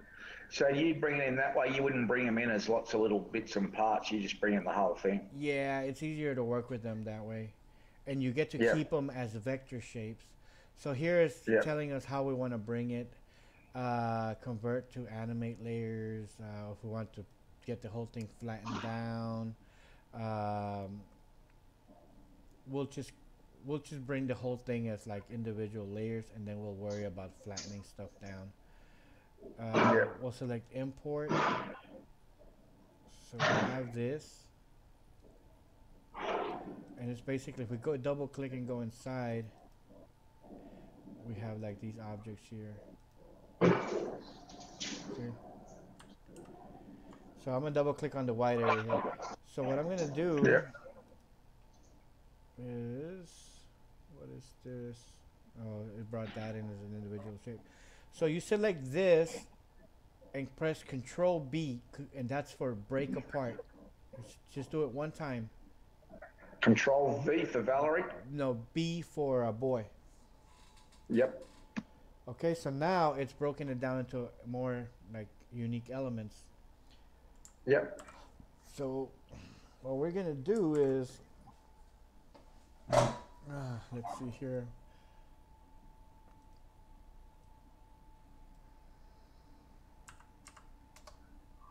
There we go, a little bit easier to see. We're gonna take this leg and we'll just kind of get rid of that because we don't need it. See, this is part of this whole shape thing. What happens here? I think that is a separate layer. Yeah, go Yeah, ahead. because when I tried to, yeah. Uh-huh. So press Control B again to break it apart. All right, so that broke that apart. Press Control B one more time. Okay. So that definitely broke this apart, but that's fine. So we're gonna take this leg. It's separate from those lines. So we're just gonna shift click on all of these objects here, so that selects everything as one. Yeah. And we're going to select Control X to cut. Control X. Yep. Now create a new layer here, a new flash layer. Yep. Down there. Yep. Now right click on the stage and select Paste in Place. So that brings it in its own. Now this thing here, we're just gonna get rid of this one because we don't need that second circle. All right. So if we wanted to, we can select this entire thigh and break that apart. So select this, shift click on this whole thigh with the shapes and everything. You want me to do that? Yeah, go ahead. Shift like that. Yeah, and now select those three lines. Oh, yep, down here. Here. Sorry. Yep. Yeah. Okay. Now Control B to break it apart. Control B. Yep. Again. Oh, sorry. Control B. I didn't hit Control A. Yep. Okay, do it one more time. Yep. Okay, now you've broken down that entire shape. Now press Control G. That's gonna group it back together again. Control G for group. Okay. So now you have one individual group. See? Yep. All right. So now this, go ahead. You know what? Let's go ahead and convert into a symbol. Might as well get out of the way. Something we have to do. I was gonna wait till we get everything done and then go through them. Yeah. But yeah, go ahead and convert it into a symbol. Yep. So do you right click that or? It's the F5 function key, or you can go to modify and then convert to symbol. I don't know if my shortcut keys are working, so I'll just go to here and we're converting it to a symbol. No, go to convert to symbol. It's the second line. There you go. Oh, it's Yeah. the F8 function key now. And I'll just call that right thigh. Yeah, or just call it thigh. It doesn't really matter which side it is, because. Yep. All right. Now let's work on this bottom one. So select this shin area with those three lines. Yep. And when I think that foot's a separate layer. Yeah. Is that a problem? Yeah, no, that's perfect. Okay. That's perfect, because that means we don't have to go through the trouble of separating it. So now Control X to cut it. Yep. Control X, cut. Yep. Now put it in its own layer. So create a new layer and paste in place. Okay, so that's left click here. And then right click. Paste in. Yep. Paste in place. Perfect. Now break that apart. Control B until it's broken up into individual shapes again. Now press, modify, convert to symbol. Yeah. Call it, and call that. Yeah, shank or shin or lower. Oh, leg, yeah. Now let's work on the foot. Yeah. And, So, and that foot seems control. to be Yeah, Control B to break it apart. Control X to cut it. Control X. And then And fold it down here. yeah. And then modify. No, no, no. Paste in Oh place. no. Oh, of course, yeah. Right click, paste in place. Perfect. And now, Then modify, convert to symbol, and I'll call that foot. Okay. all right. So now let's work on the on the hip. And I think Yeah. in this particular shape, it's like all united. So we're gonna have to Yeah. do some trickery. Let's expand this timeline here. So we got this here. We're just gonna lock it, or we can hide it. Hide these down here. We don't want to hide that. So use this to kind of select like that. Oh, we gotta work on this layer. Go ahead and break. Actually, no. Um, Go ahead and just use the lasso tool to select this hip area. Okay. So lasso tool, and it rounded, or it doesn't really matter. Just Around it. Yeah, it doesn't have to be perfect. I've had a bit of a. That's good. All right. Now shift click on this the pattern there, that design, so to deselect it. Oh, I got to shift click. Controls. That way, Control Z. that way everything else stays selected. So shift click. Right. Yep. Oh, I did shift click. You did? Control Z. I might need the selection because I've still got that lasso tool there. Do I need to go to the selection tool? And then shift click. There you go. Oh, now press. That's done. Now press Control X to cut. Now create a new layer. Yep. Paste in place. Oh yeah. Sorry, I'm jumping the gun again. And then modify. Yep. The symbol hip. All right. Now shift click that torso and the design. Yep. I've got to get rid of that. Is that as well as the hip? Shift click on the hip to deselect it. Okay. Yeah. There you go. Now get the torso. Do I want the top part there, the torso as well? Or? Yeah. It's all one shape. So now Control X to cut. Yep. Control X. Then right click. New layer first. Oh, see here. Because we want to start keeping things separate so that it makes it easier for us to edit. There you go. Now break that apart so it becomes part of that. You don't have to, but I kind of like to do it. Actually, don't do don't do it for this one. Go ahead and convert it to a symbol. Yep. And I'll just call that torso. Yep. We're almost done. Yep. Now let's see. Is this upper arm an individual shape? Oh, that's perfect. So select this shape and the upper arm at the same time. Okay. Yep. Perfect. Control X to cut. Now. Then right click. Nope. Well, make layer first. Sorry. Yep. And then right click, paste in place. Yep.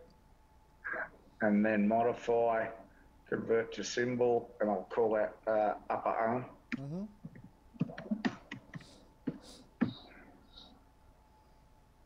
Now let's do the forearm. Yep. And then I don't need the shift, do I, for that? Nope. Just Control X. Yep. And then open a layer. Then right click, paste in place. then modify, convert to symbol, and I'll call lower arm. Okay. Now do the hand. And the hand. Yep. Okay. That's right click. Oh, sorry. Control X. Sorry. Control X. Then it's create a layer. Then it's paste in center. Nope. Modify. Nope. Control Z. I shot. Undo paste. Sorry. Then it's right click. Yep. Paste in place. Sorry. Right. Yeah. There you go. Then it's modify, convert to symbol, hand. And it doesn't matter which hand either, does it? Because you can just go the same flip. Exact you hand. just flip. And go select the head. Oh, yeah, of course. Select the whole head. So select just drag a square around the whole head. Okay. And it's down to the neck? Yeah. And now shift click on that torso to deselect it. Okay, so now cut. Yep. Oh, so you missed left a bit of that hair up the top. Go back. Go back. Just Control Z. Control Z. Yep. Okay, now while holding down the shift. Yeah, shift select that whole area. There you go. Yep. Cut Control X. And then it's create the layer. New layer. Then it's right click, paste in place. Then modify, convert symbol, head. Okay. All right. So now what we want to do is we want to piece it together again. So now. And do we want do we want these eyes, or can we use different eyes later if we want eyes, or do you sort of stuck with those? You can use whatever eyes you want. You can draw all sorts of new eyes. Okay. Yeah. So now what we're gonna do is, well, we'll get rid of this since we don't need that. Get rid of this upper arm. Get rid of that little elbow, whatever that is. Yep. All right, so now select this whole character. Yeah. Go ahead. Now cut that, Control X. Now paste in place. That's gonna bring everything into one layer, basically. So now you have all these empty layers. Go ahead and select this and start pressing that that trash can icon. So we'll get rid of those empty. We're just getting rid of those empty layers. Everything except for layer 1, is that right? Or well, see, like this has content, so it has a little dot. These have a blank dot, so these are all empty. Oh, okay, so select any one of these empty ones, or all of them. That's fine. And click the trash can. That's fine. That's perfect. That's better. That's more efficient. There you go. So select this entire arm here like that. Okay, go ahead. Yeah.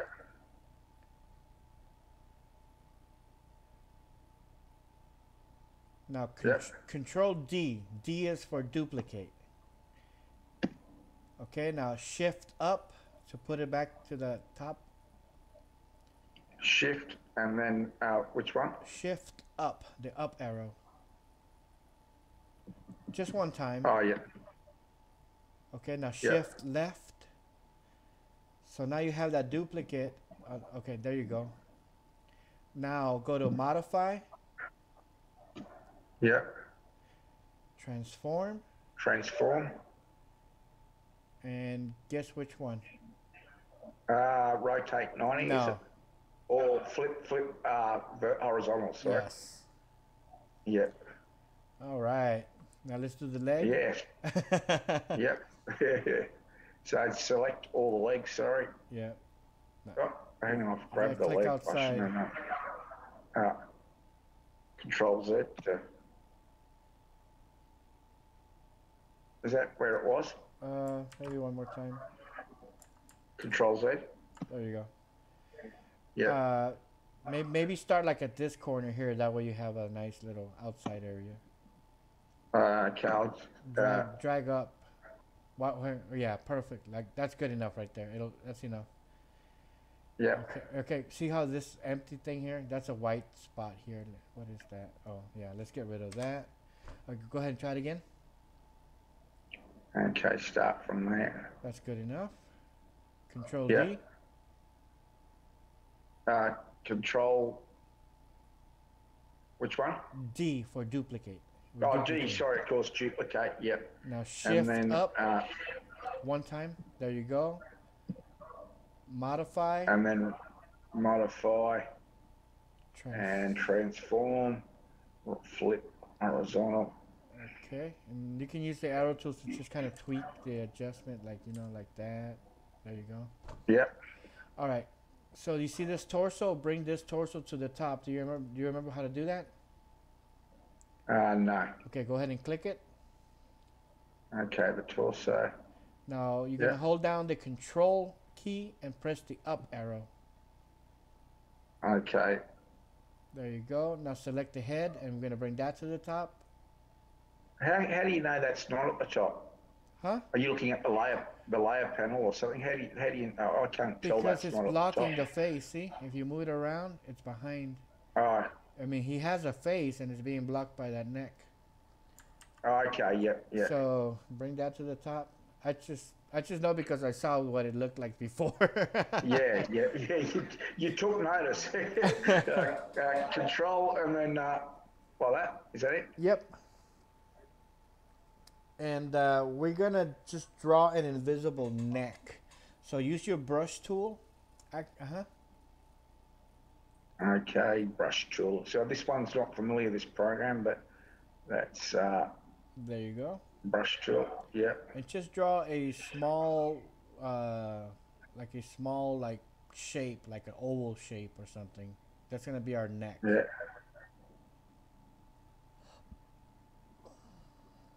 It doesn't have to be perfect. It's pretty much. In fact, we just want it to be invisible. It's mostly a placeholder because we don't want to create. That's enough. That's enough. Yeah. Yeah, I mean, basically, we could go through the process of cutting this neck and just reshaping it and make it an individual neck, but Yeah. we'll cheat. So select this and turn that into a symbol. Okay, so selection tool. Then that's Control B, or you just put into a layer.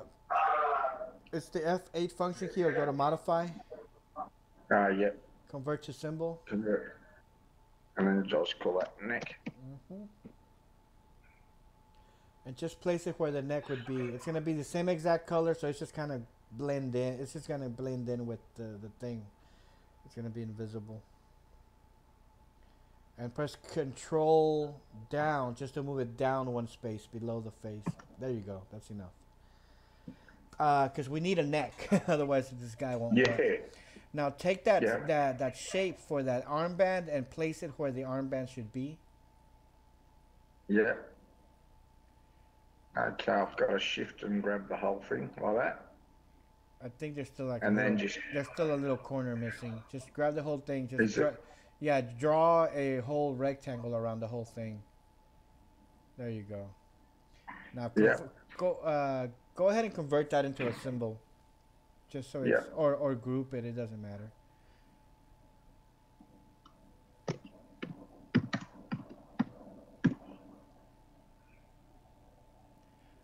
Okay. Now place that on his arm.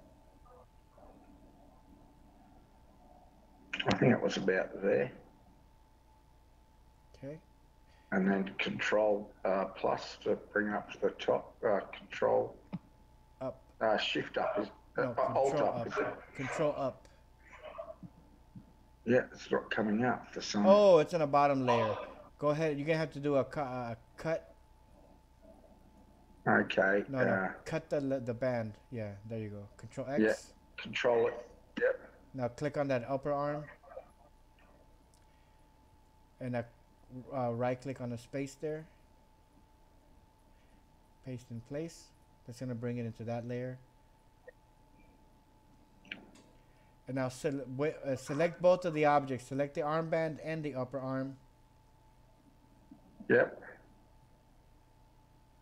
Now turn that into its own individual symbol. Okay.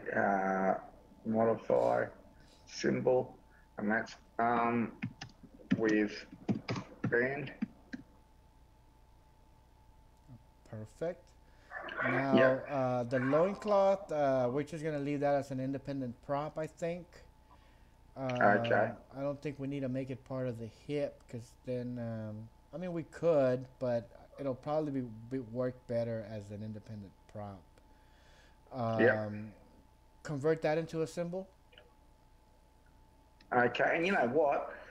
I'm doing another thing with those Australian soldiers, prisoners of war during World War II with the Japanese. They ended up with these white loincloths that I can probably pretty easy at some Yeah. stage just change that to white. Yeah. Mm-hmm. Convert symbol loincloth. Get that spear Yeah. and turn that into its own symbol.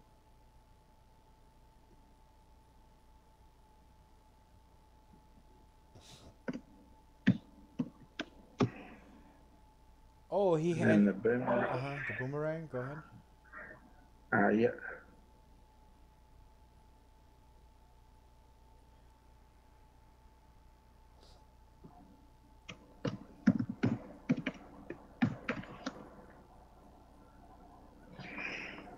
All right. And I think he had an R, like a band on his foot too, right? Yeah. Let's cannibalize that arm from the armband. Double click on the arm, on the upper arm. Yeah. Yeah. Now select that armband by itself. I can't. Okay. Oh, there it is. Now Yeah. Control C to copy. Yeah. Now go outside. Just double click in any white area. There you go. Now just paste it in center this time because we don't know where it's gonna go. Just right click, paste in center, and then look for it. There it is.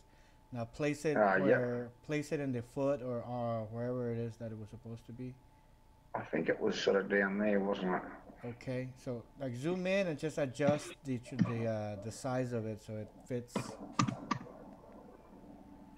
Oh, zoom in. Is that control scroll? Control plus. Oh yeah, that'll work too. Yeah.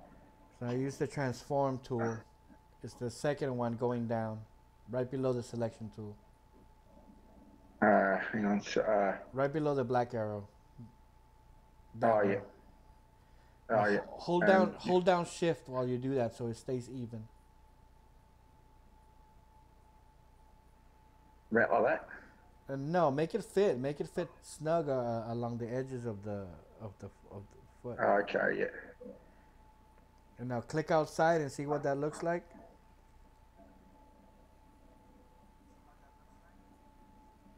Is that okay or a bit smaller? Oh.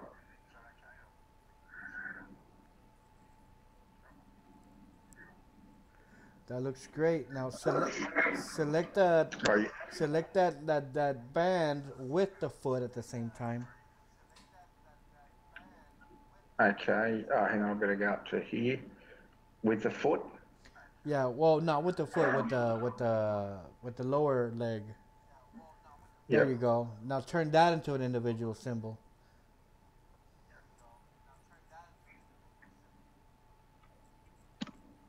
Oh.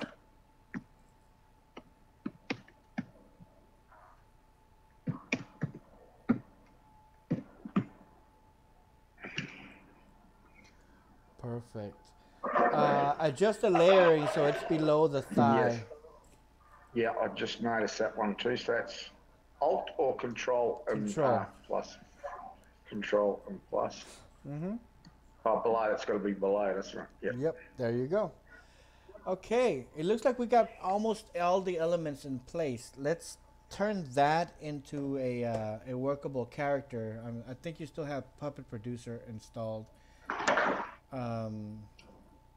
Give me one moment. Yep, I've got it. I'm sure. Let me get rid of this. Okay. Go to Window. I've got it on the desktop. I think I put it into a. I No, no, moved it into another folder. no. Oh, sorry. It should be installed on your flash already. I think we did it last time. Oh, okay. Yep. Go to Window. Yep. Yep. Extensions.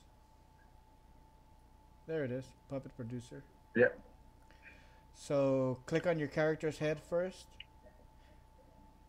And we're going to have to keep an eye out because your laptop does weird things. So Yes. we're going to have to keep an eye out to where that pivot goes. It might end up somewhere over here or something. Yep. That's right. Maybe we'll zoom out a little bit so we can kind of get a more clear. And then anything that I can transfer this character to After Effects pretty easy then, can I? Or? From Crazy Talk, it'll be the same process that we did with the other ones. Yep. Yeah, if you want to do it from here to work directly from here to After Effects, technically you can't, but he won't be rigged. You can re-rig it using like Character Animator. That's a whole other beast. Oh, okay. I can't use your Puppet Producer. Like you can't. You can't. Like, I know what you're saying. No, the Puppet Producer is for rigging for use in Crazy Talk. Yeah. So you have the head selected. So click on the Puppet Producer head. Yeah. There you go. All right. Did you notice where the two pivot points went? One went here, did it? Is that it there? Yeah, that's your nud, and and then the red one is your main pivot. Select both of them at the same time. Okay, shift. Okay, and then use the shift and arrow keys to just kind of position them over the head. And they've got to be like top of the head like that sort of thing? Something like that, yeah. Go ahead and make it so that the blue one is on top of the head.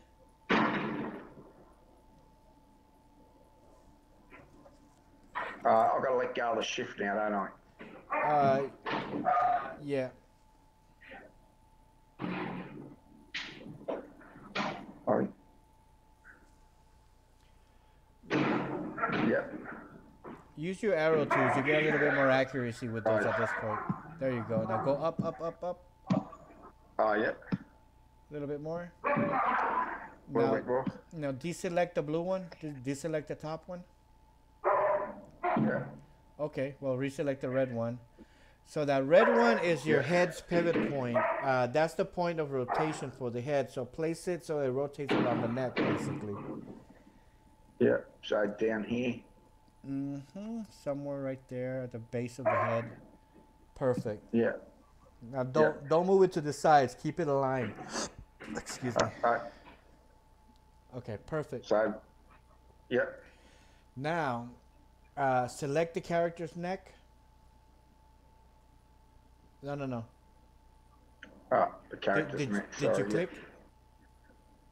Yes. Okay, hang on a second. So sorry. we probably killed it. Hang on. Let's see what Oh, happens. shit, sir. That's frustrating for you. No. See, you turned the pivot point into the neck. We don't want to do that. Okay. Let's see if we can control Z our way back.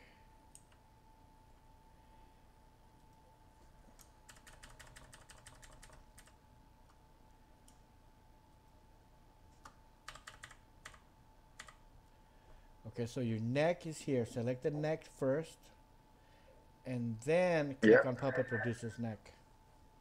Yep. Go ahead. Yep. All right. We have no idea where that pivot point went because your laptop is a little crazy. Let's zoom out, but it's got to be somewhere in here.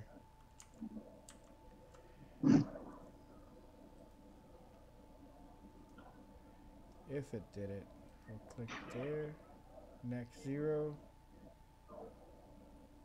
Where is that pivot point? I can't see it either.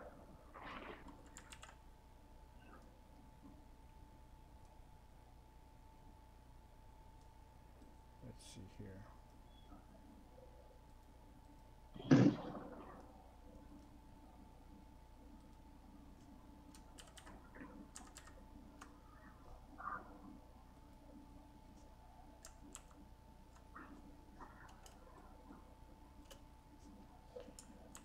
gotta fish for it.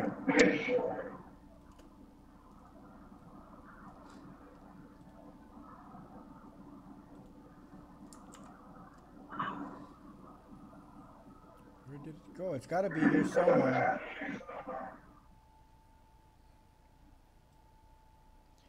Embedding objects and supporters. Type error. Did we get an Neck has been error? set. Let's see here.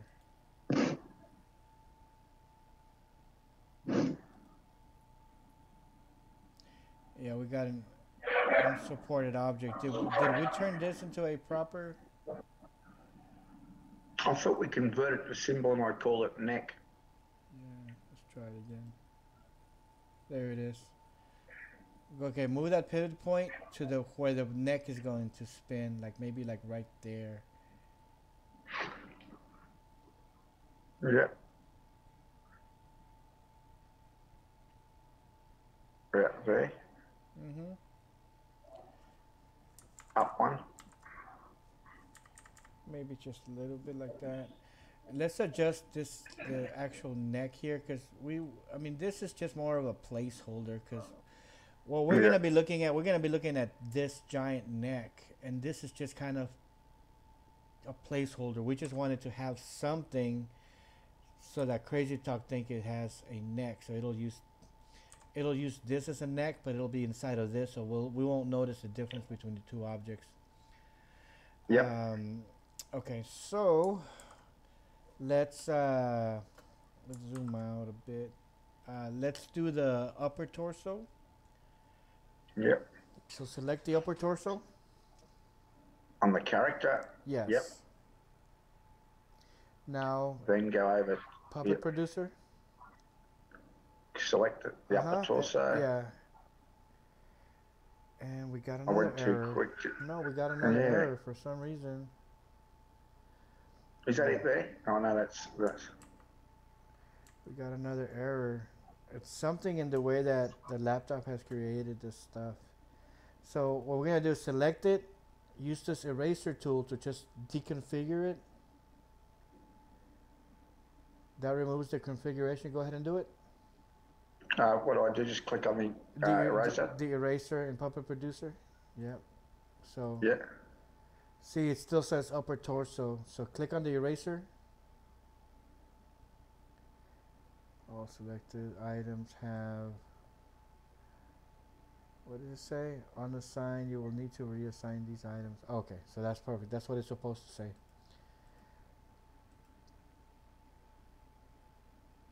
It's basically telling us that it erased the configuration. So go ahead and apply that torso again. Okay, click on the character. I had it clicked. I should have just left it, I think. Is that okay like that? No, go outside. Yeah. Double click. Okay. Yeah. Now click. See, right now you have that symbol selected. So that symbol is the one that we're trying to configure. So now click on the upper torso inside of Puppet Producer. Yeah. It's still not doing it. Why is it?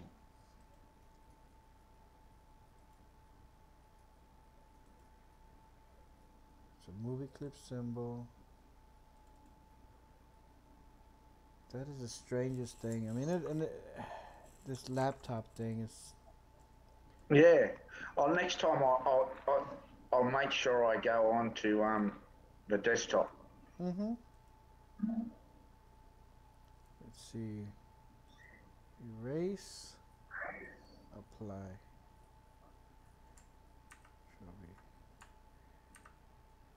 Let's try it by zooming out. Maybe that'll help it. I don't know why it would help it, but it seemed to work last time. Selection is it doesn't seem to think that we have anything selected. There it is. We just had to struggle a bit for it. Okay, so we'll do this hip. Let's see if we get the same crap. Nope. We'll try it again.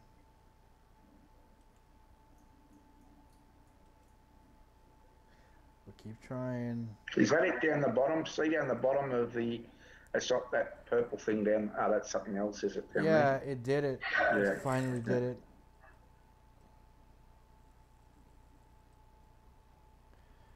We'll just put that in the middle. So we'll do this leg. Go ahead and try it. Let's see if it works for you. Okay, click on the left upper leg. Yep. Error. All right, go ahead and click it and try it again. Okay, click on the leg on the character. Yeah, we just gotta power through it with with the laptop the way it works. Do it again. Yeah, eventually it'll get it. It seems to just be random. Yeah. Oh, hang on, I better click out here. That's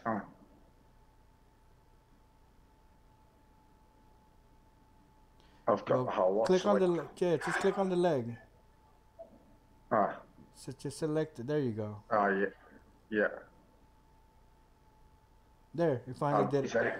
See, it did. Yep, It's the laptop. It's just really weird and random. It's a slow lag, so that's. So place that where the leg, where that thigh is going to rotate. It's going to rotate at the top where the hip is. Yeah, up about there. Yeah, something like that. That's perfect. Is that too high? Yeah, no, that's perfect. Yeah. Now do the next part. Is that selected? Nope. You'll see a blue. You have to click on the yeah, actual. that's Right. Right now you're in outline mode, so you're clicking air. Oh. Yeah, okay, now click the puppet producer thigh. Yeah, left one. Yeah. All right, we got an error. No. Just keep doing it until you get it. Yeah. Yeah, we just gotta power through with the whole laptop issue. You have to click on the actual leg. Right now you're clicking on empty space. Oh, okay. Like. You're clicking on white stuff. Yeah. There you go. Yeah, I get you. There you go. There it is. Yeah. Now place that pivot where it needs to be. That's good. Now let's do the lower legs. Yeah.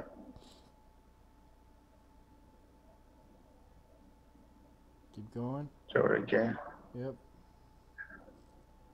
There you go. There we are. The laptop is crazy. I would have gone crazy by now.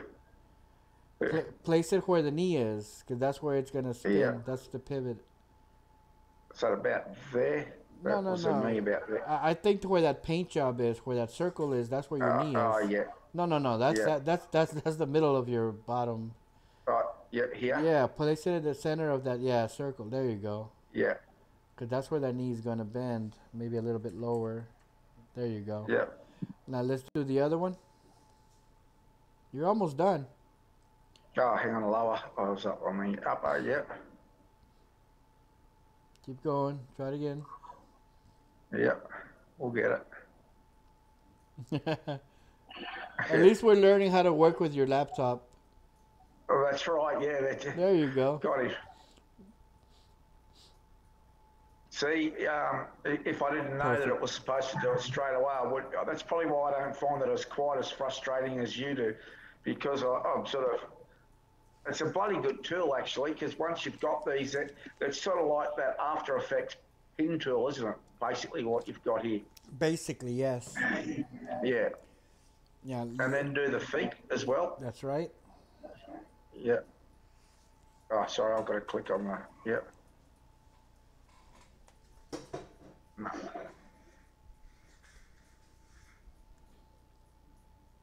There we are.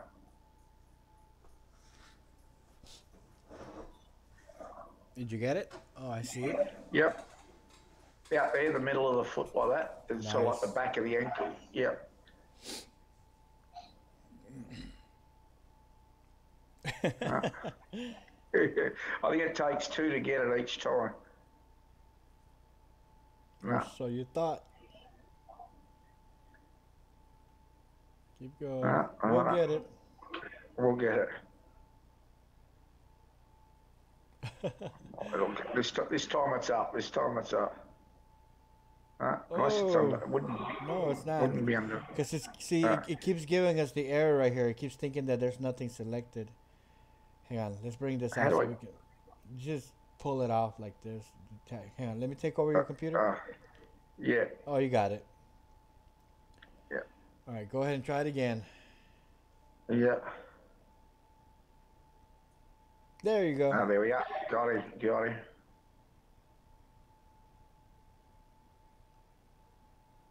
I wonder if it's a memory lag, like, not that you want to wait that long, you're quicker off trying it, but I wonder if you waited whether it would just eventually appear or No, it's like it's, the it's not puppet ready producer yet. is wanting to work at a certain speed, and then your computer, it's got so many programs open. Like you see right here, you got all these programs open. That's using up memory, Yeah, yeah, and of course we're doing our session, so that's slowing it down some more. So it's just yeah. the timing is not adjusting itself. That's why it's not working the way it's supposed to. Okay, we still got the arms. Okay, yep. It doesn't matter which part of the arm you start with, does it? You can start. No, that's right. Uh, yeah. Yep, keep going. Now, did it? There you go. You got it. And we Now, want this one on the shoulder. like at the center of the shoulder. That perfect right there. Okay, Or maybe about a there, little or a lower, bit lower. like right there, because you want this arm to rotate like this. Watch. Yeah, You want this like if we put that little rotation point right there where that pivot is, we want that arm to be able to rotate like that. yep. So that's where the pivot would go. Um, and the only reason we're working with outline mode right now is because the way that your laptop is working, we have no idea where Uh, those pivots are ending up, so it makes it easier for us to see. So, to see, yep, but I get you. normally you wouldn't have to do that. So it's easier to click when you're doing like that. Let's try it like that. Let's see if we can still spot the. Okay, Do the so I'll yeah. go up. I'll do the lower arm. I'll finish this arm first. There we are. Got him first go, There you go. and I'll put him on the elbow there. Yeah, maybe a little higher, like at the center of the Yep, elbow. I was going to use the Yeah. that there. Uh-huh. Oh, Oh, getting them wow. on a roll now. Yeah, two in a row. Yeah. Come on, let's see if we can get through. Yeah, That's great. about there. Mm-hmm. Oh, I can go a bit further across, can it? Yeah, that's fine. Okay, and then lower arm. No, Ah, so it's too getting good too to be true. confident there with that. Yeah. Yeah. Keep going. No. Ah, Oh, there got we it. go.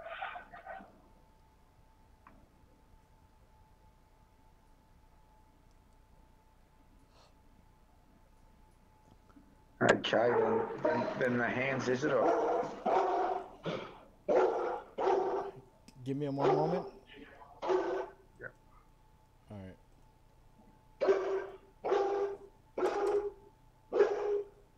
All right. Now do the hands. Yep.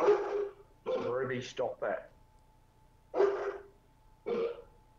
Oh wow. Hang on. Uh, There's a couple things missing on this one. What are all these? I wonder if they're ones that we didn't see that. Oh, these are these are your left your feet nuds. So we gotta put these blue ones like this is your right one. You see how in the properties panel it says right foot nud? Yeah. We just gotta move that one at the bottom here. And this is your left foot. We're gonna put that there. We almost missed that. Is that almost like a pin? Is it to hold it on the ground? But That's the what adjusts the pointing. So this is it rotates here, and this adjusts how it points. Same thing with the head. okay, The yeah, head rotates along this pivot, but this controls the outside rotation. yeah. Um, okay, let's try. What were you working on the hand? Let me see if Yep. that other pivot went somewhere. Cause I didn't see the red pivot for the hand. Okay, I still don't see it. All right, I go might ahead. just put this dog back in. Is that okay, Yeah, Ibis? yeah, yeah. Go ahead. Sorry to keep interrupting. It's a No, pain. There's two of them. it's There's all right. actually three dogs, but one's old, one's young, and one's in between, and they all cause it. Mm. Oh.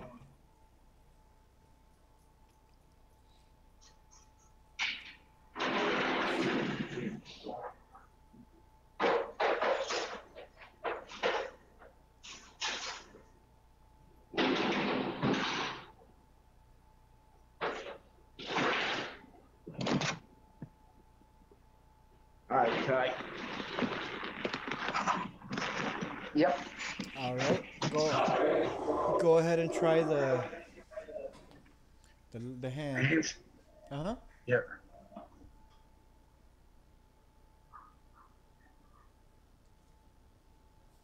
Got him.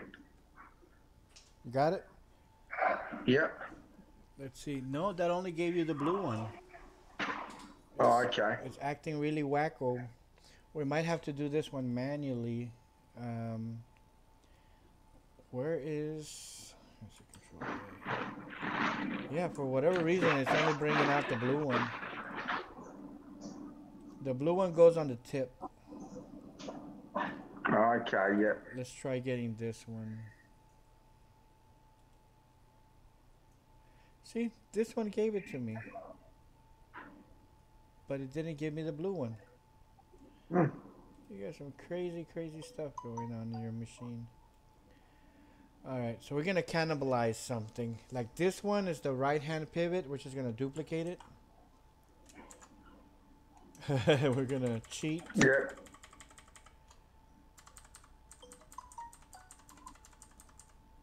And we're just going to change the name of it to left. Easy enough. And this is the Yep. left nud. Duplicate. And we'll just call it a day. Yep. And this is going to be, we're going to change it to right. And I hope there's no like random pivots and nuds around here because that's gonna mess us up Let's too. see. Go ahead and save it.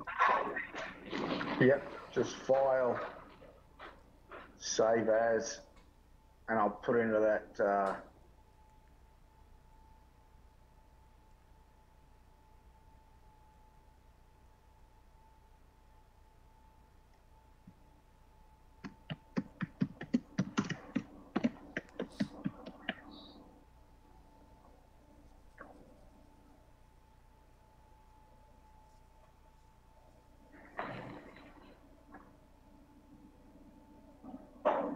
Okay.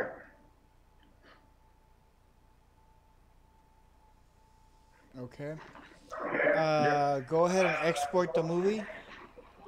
Okay. It's just file, export, movie. And where do I want to export that to? You can export it to Same the place? same folder if you want. That way it makes it easier to find Yeah. since you already Yep. know where it Yep. is. That's fine. Just keep the name. Yep. All right, now open up Crazy Talk Animator. Yep.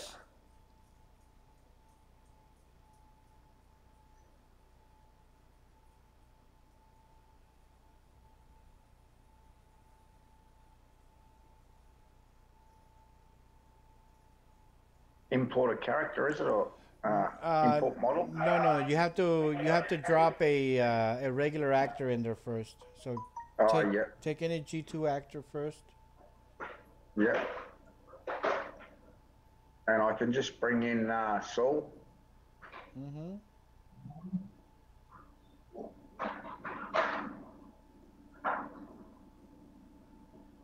Now go to composer mode.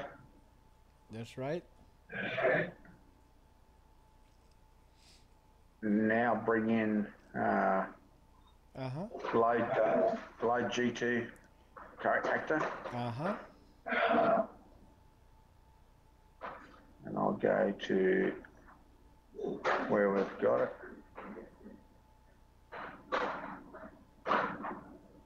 Okay, I'm slow again here.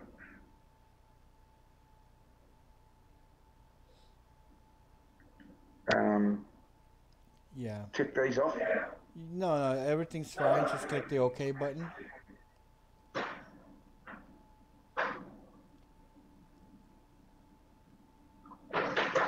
Oh, we're missing one leaf. Okay. We'll work through it. Click the close Yep. button. Yep. Oh, and an upper arm. We're missing an upper arm. Okay, what was different about those? That they had the little strap thing, and they had like a symbol inside a symbol. So maybe it doesn't like that. Okay, yeah. And we're missing the hands, but I think I know why that is. Okay, so Because of the nodes. Yep. yeah, so go back to Flash. Yep. All right, so double click on the upper arm, the one that's missing. That was this one here. So in here, select everything. Okay, just shift and. You could just press Control A. Oh, Control A. Yeah. And then Control B to break apart. Yep. Do it one more time. Yeah. All right. Go ahead one more time.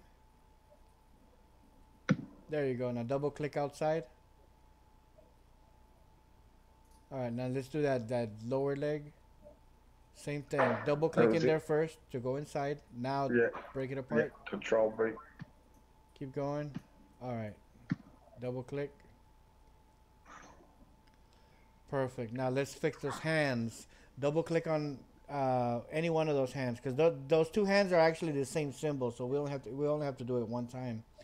Now inside of no, in Puppet Producer, you see that the hand button? Because this is not that one. That one.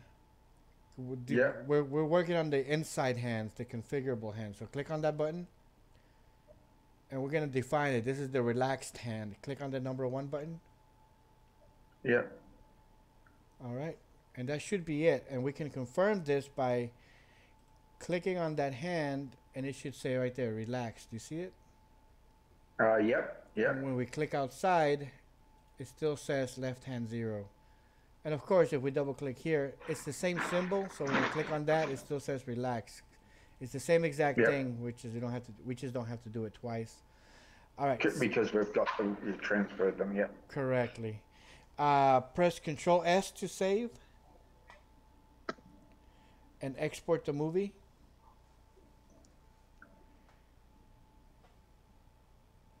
Okay, export. Where was it? Export. Movie. And I'll just let that go over the top of that one. Will I save over the top? Yeah. Yeah.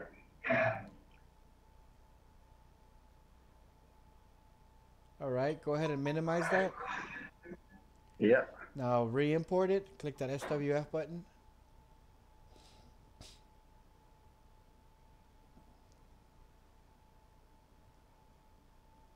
Yep, got them both. All right. Close. Now. Close. Yeah. Now. Oh, sorry. Right now, I mean, obviously we only created a single angle character, right? And if we try to turn them around, we're gonna have all this crazy stuff here. It doesn't always look right.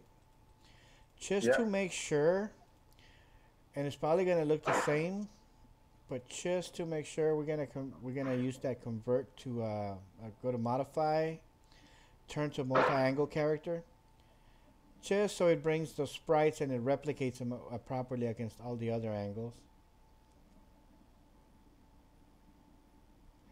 And we might not see any difference really, because these other angles, I mean, they're using the same sprite, so it's pretty much going to look the same, but at least we don't have too many artifacting.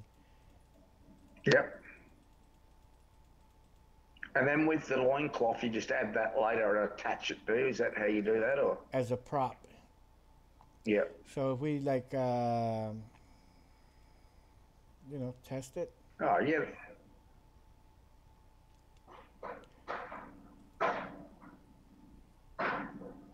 So Don't worry about the other angles when you animate this. Don't try to use the other angles because you know that he only has the front.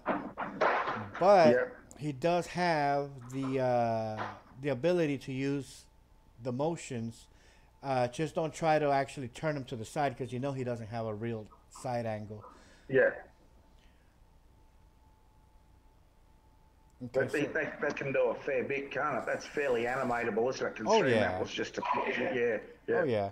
And if we do this, the confirm multi-angle settings, it's gonna automatically apply our joint masks, and it'll calculate, like the placement, like how we were doing like control up, control down to adjust how the layering is. Yeah. That's what this little thing does. It'll read the layering that was inside of Flash and it'll apply it to the character. So it should look Oh, a yeah. little bit more natural now. See? Yep, definitely. And of That looks course, pretty damn. That looks really smooth, I reckon. yeah. And of course, we're here with the actor proportions. You can make different variations of them. Okay, so could we pretty easy make it look like we could multiply that character and have a few of him without too much effort? Another lesson maybe next time Absolutely. or is it? Yeah, because that would be good to have like a taller one, a shorter one, and like a few different of those characters, because then I could use them in we're doing a novel memory, which is about Indigenous characters. So that's Mm-hmm. why I got onto this character. Yeah, this is gonna work out really good for you. Yeah, oh, that's great, Ibis. Okay, so now let's save this guy as a custom character, Okay, so go up to just so custom. we don't lose him. All right. Yeah, that's right. And character over here, and I'll click down there, and I'll just put.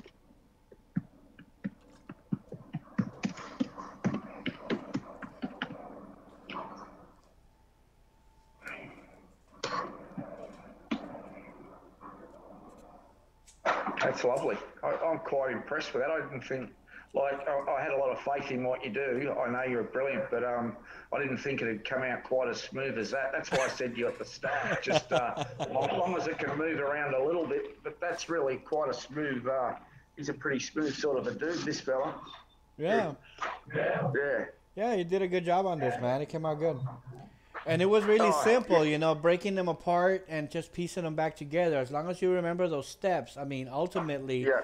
that should really only take you about an hour to do. I'm going to have to do a couple more of those with you, different characters maybe, just Yeah, because like Illustrator, I get a bit lost in, I must admit. But I'm happy to just, we don't have to do it next lesson, but because we can do different things. But if we yeah, come back and do that pretty soon, so ideally, you'd like me to sort of find a character in it like that I want to use in Illustrator that we can break down into all those bones again, like something like that. You know what I mean? Where we've got all those limbs. We can do yeah, that again. Yeah. yeah. And of course, the we're not tracing everything. You know how we just kind of took this arm and duplicated over here and this over here. Yeah. So we're just looking for the main components. He doesn't have to be perfect, even if the arm is bent. Yeah. I mean, we didn't even use Yeah. that bent arm. We didn't spend any time trying to fix that. We just got rid of it and replaced it. Yeah. Um, Yep. Go back to Flash Yep. and let's see. Let's turn on this layer so we can see this loin cloth. Because I'm a little bit lost in Flash, I must admit, but but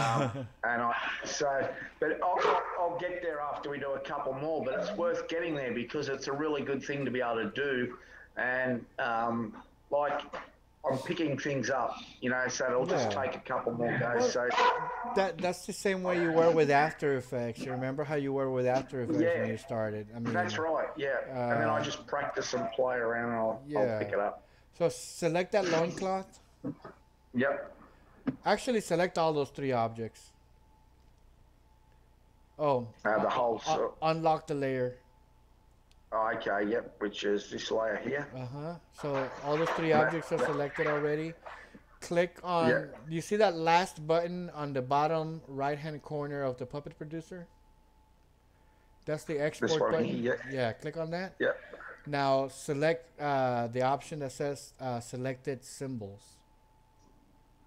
Just toggle that little no that little pull down menu right there. Oh Yeah, yeah. Oh yeah. and then click OK. And you're Yeah. gonna navigate to the folder where your character is. Okay. I think that's in. Yeah. Yep. Just click. Okay, give it a minute.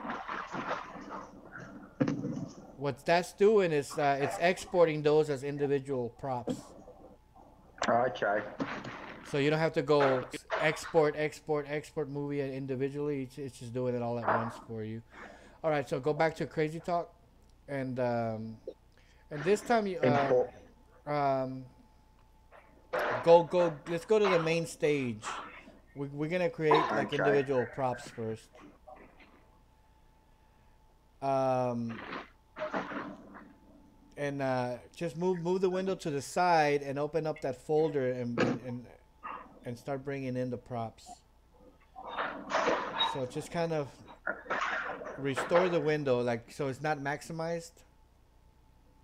Which window is that? Sorry. Your Crazy Talk window, just like restore it so that we can move it out of the way. There you go, and minimize that flash so it's not blocking us. Yeah.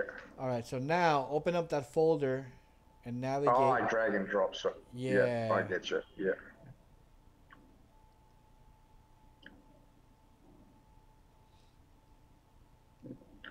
And just drag and drop, not the PNG, the flash. Yeah, see, they're at the top right there. Aboriginal character boomerang, Aboriginal yeah. character loincloth. See, it's named it Yeah. based on it named it based on the way that you named the symbol, so it's easy to find. So just drag and drop it. Under the scene or into No, the. that's perfect right there. Click OK. So that's one. And then get the next one in. Yeah. Loincloth. Okay. And get the next one in. All right. So go ahead and save these as individual props. So click on that and in the Props. yeah. And just make yourself a little custom. Yeah. New folder. You got this, man. Yeah, I'm okay. I'm getting better at both end, and I think a few sessions with him I'll be up to speed. But you might scratch your head a few times for the next few sessions. Just have a stiff drink before you start, Ibis. And two afterwards. Yeah, that's right.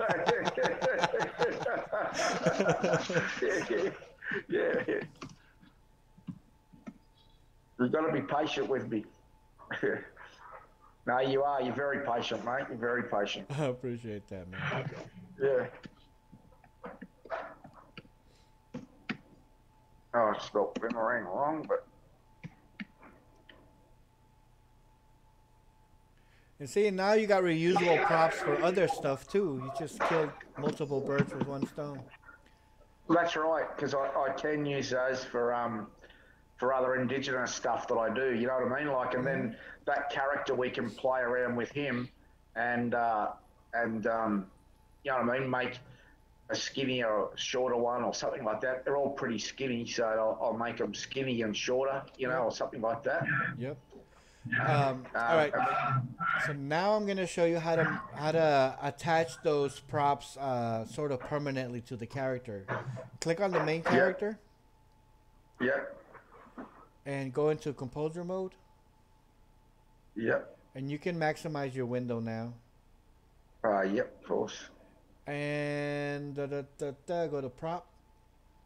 Yep. Custom. And bring that boomerang and drop it on top of, or the loincloth, drop it on the hip. Yep. I'd rather leave the boomerang as a separate prop, I think. Oh, okay, that's fine too. Now adjust the size. Yeah. And placement. About there. Okay, that's good. Yeah. Now get your spear and place it on his left hand the way he had it. Unless I leave them separate. I can easily take it off anyway, can't I? If I Yeah, want yeah. to. Like if he's talking or something. But yeah, okay. So I'll put the No, and spear uh-huh. on the hand. Yep. Just kind of adjust how it. Yeah. And actually, that something like that would be fine. No, no, no. The way pointing down, cause see how he's grabbing it, cause when he Yeah. lifts his hand, that spear is gonna turn around. Or I mean I'll that, put this yeah. second. Sorry about this. I'll put her out. She's annoying me. And you, I'm sure, won't.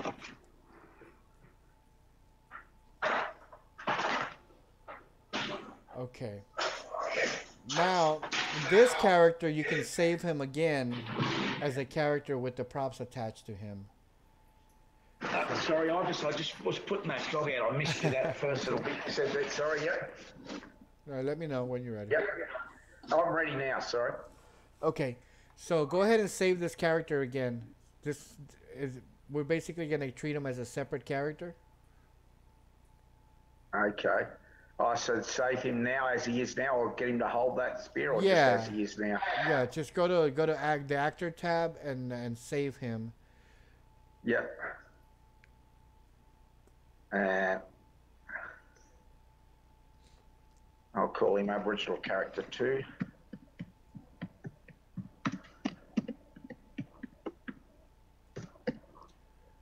Perfect. All right, Yep. go back to the regular stage mode. Yep. Okay, so to finish off the tutorial, um, let's see here. Why didn't that actor didn't come across? Let's see, character custom. You should have the spear with him. All right, perfect.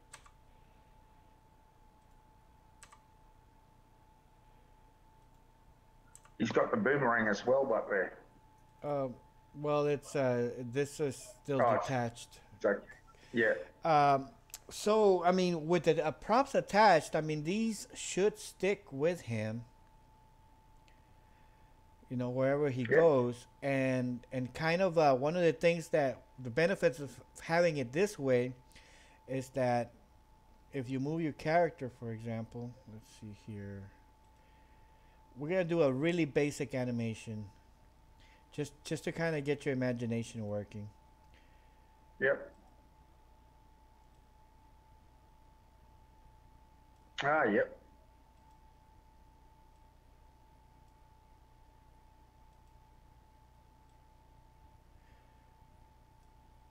And see, and this prop, since it's embedded, we can adjust the layering as it relates to the character. So we have the spear selected here, and we're gonna place it at below the hand, and we're gonna make the hand go down.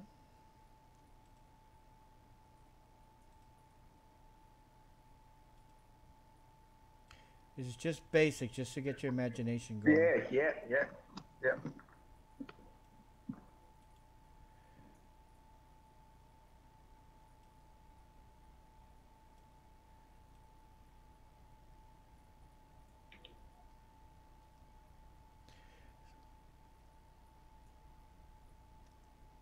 I mean, technically, you could just shoot it off like that. But normally, you would also just do it like you would just kind of keep it there, just do the motion like he's doing that. Yep. And at this point, we just turn it off.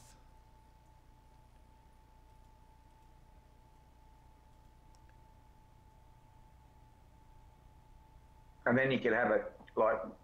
And then you add something if you wanted to. The separate prop here.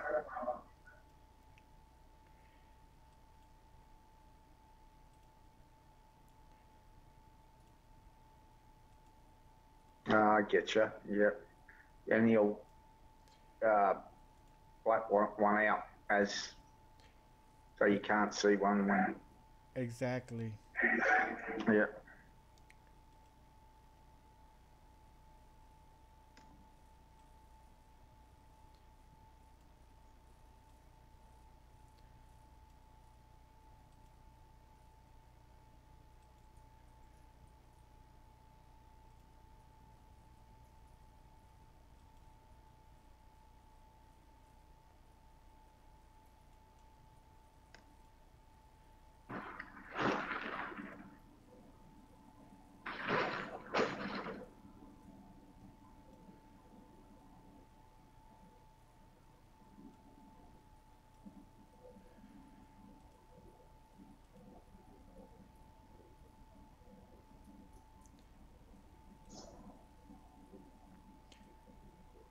So we'll hide that one. So as he shoots, this one disappears.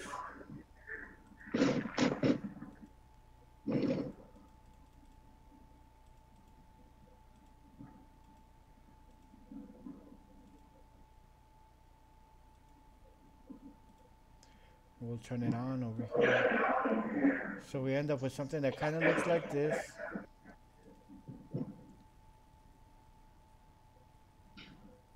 Of course, you just kind of adjust the motion, but you know where I'm Yeah, getting no, at. that's So, great. Yeah, oh mate, that's fantastic. That's really good. I was like, what we've got now is a sort of a fully functional character. I was sort of just hopeful we could get something you could do a little bit with, but it's fully functional character, so that's excellent. and basically, you know, and the reason why I did the two props, because I mean, technically, you could just work with that one prop and have it shoot out. But sometimes Yeah, you wanna keep that one in place because maybe you wanna bring it back, and at that yeah, point yeah. you just re-enable the Hide the other one. yeah, you enable that other one. You don't have to go fetch that other one. Yeah, yeah, But yeah, yeah. man. So then do you save? Would you save that as like if I want to just keep? How would you save that little sequence there? Like I know that's just a practice one, but I You wouldn't can save mind. it as a project. You can save it Okay, as a so project was file. If you save it within Crazy Talk, you'll be able to find it in your projects section. Or you can yep save it from the as a file menu and there are a different folder. But if you just save it from within, if you go to like file, I'm sorry, if you go to project, project. custom, Yep, custom. and I mean, you could just save it here somewhere. You create its own folder if you want. Yep, and I'll just put throwing spear. Yeah, just play around with the timing of the spear, the animation and stuff, obviously. But I mean, the little animation portion, that was just something to get your imagination working, something that you can use to play around, till we meet Yep, again. yep. Okay. Well, what I'll do is before our next session to practice on maybe using Illustrator. I'll be real quick because I know it's late there and we're getting over time, but I'll just quickly show you this here. This is not a character that I need or anything really, although I can find one that might. I'm trying to find characters that are easier to use and just to get practice with Illustrator and animation, the puppet controller. hmm Let's say this character here, which one is it? Okay, this character here. Yeah, okay. Oh, don't tell me off that. Not that, sorry.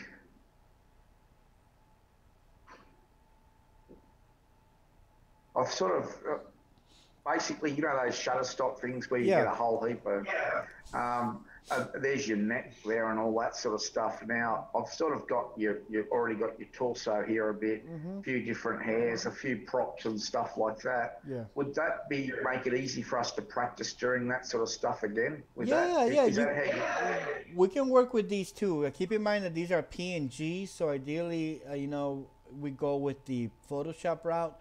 But these are vector drawn, so they're still solid shapes. It's still easy to work with. If we go Yeah. to Flash, for example, let me see if I can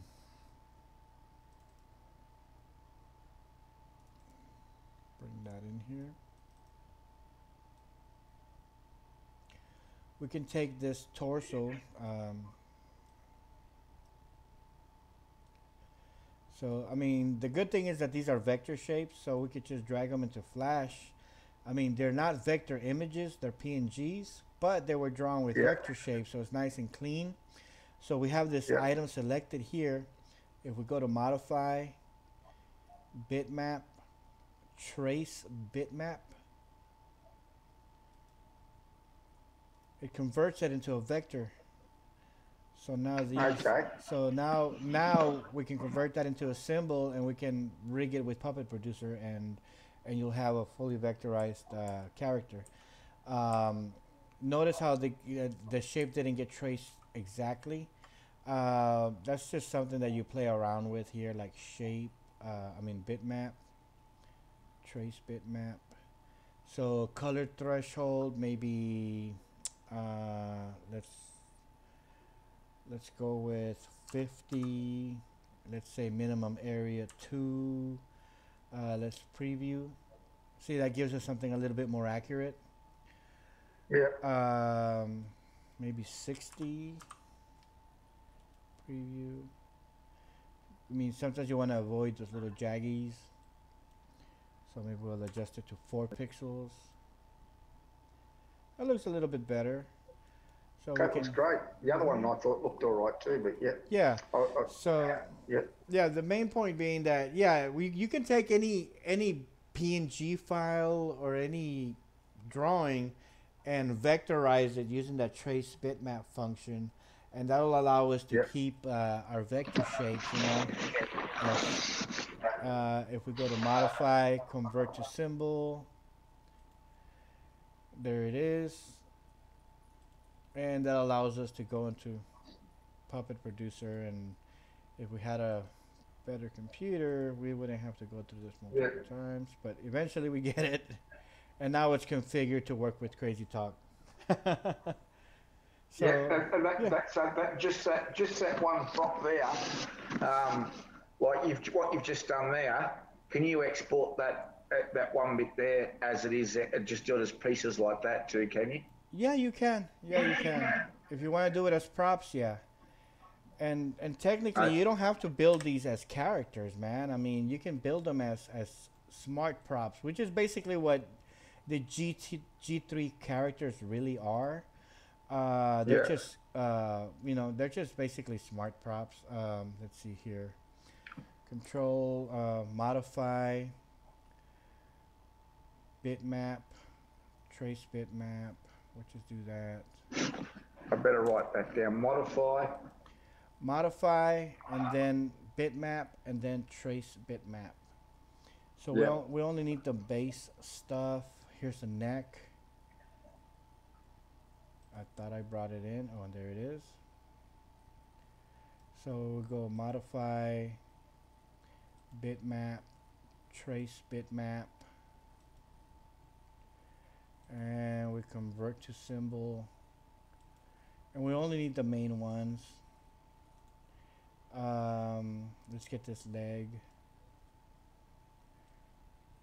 And maybe this leg we want to turn it into 2 pieces, but let's see, modify, bitmap, trace bitmap. So we want to do something like this.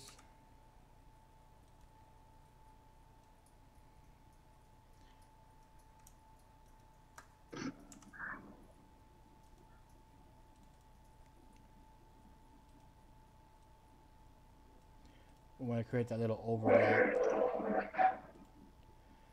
So that way we give it a thigh and a bottom. So we have yeah, these. What else could we use? We have a hand. We'll leave that alone for now. yeah, Um, yeah. let's see. We could, There's if we could play around with this for next session as well, because I yeah, might have a lot of bits of props and pieces like that, if you don't mind. yeah, That way I can really sharpen my skills in using all this stuff. yeah. So if I'm going to let you go because I'm not rushing. I know it's late for you and we're over Yeah, time. Although we're never over time because you just tell me what I owe you. So yeah. don't think if we No go over time problem. I'll pay for it. No Yeah. problem. Well, check this out. It's almost done. I'm gonna just take all these symbols. I'm Yep. gonna export them. Select symbols. Yep. I'll just put it in this folder since that's where we've been Yeah, going. that's fine. Yep, that's fine. I won't mix them up. Um, new folder.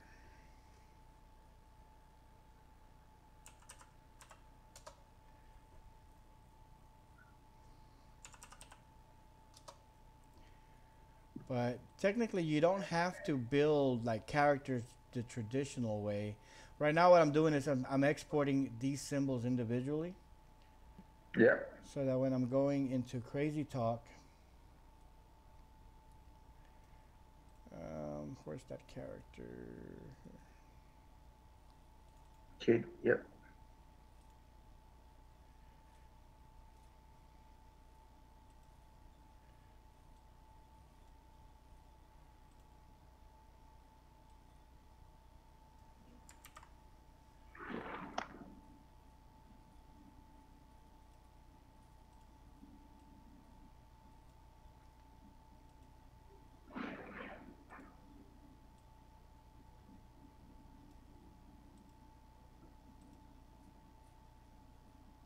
I'm not gonna mess with that.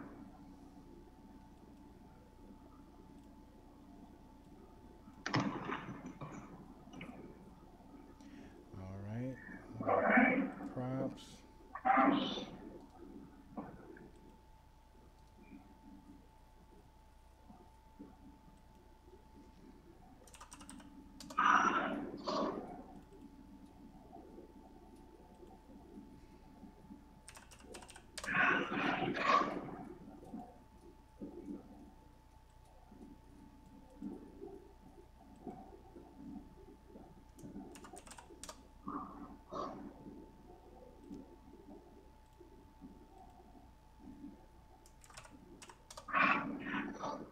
And for this to work, you have to convert them into props first. When you bring them in.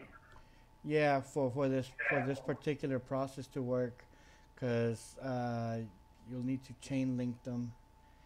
Let's see here.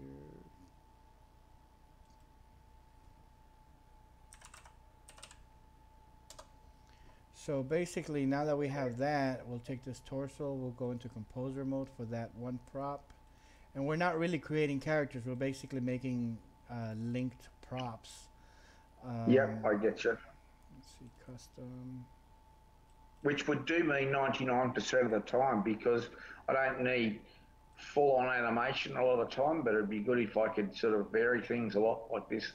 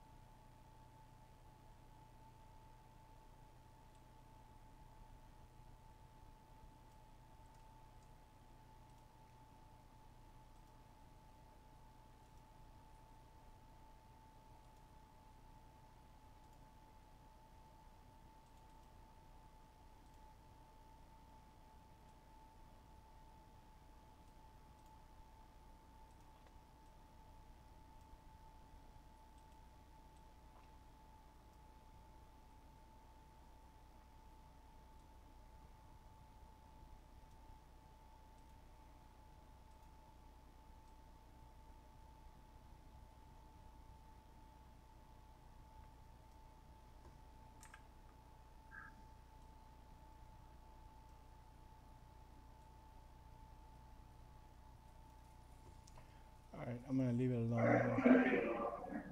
Yeah.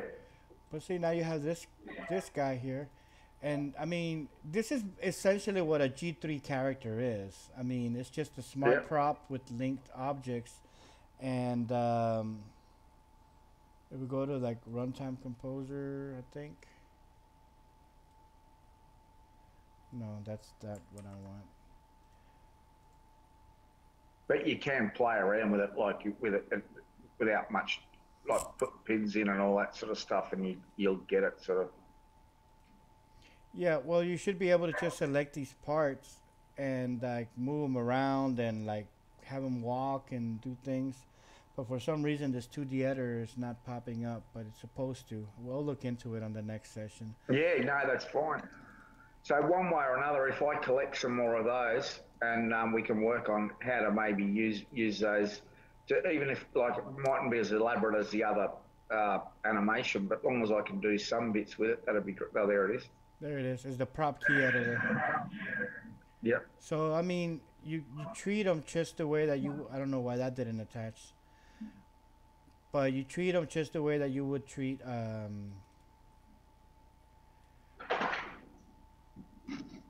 that you would treat it just the way that you would treat like any other character, you know.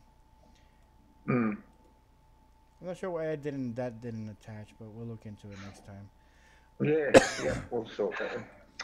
But see, Um, what any particular day suit you, or like tomorrow, the next day, or a Uh, few days time, or we could probably do tomorrow.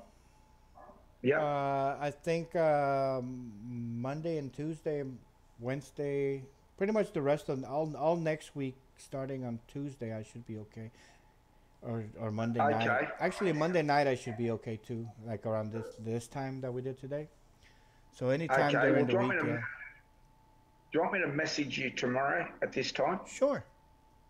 Okay, and then if you're not available, obviously it's not a drama, and Perfect. then I'll message you each day around this time.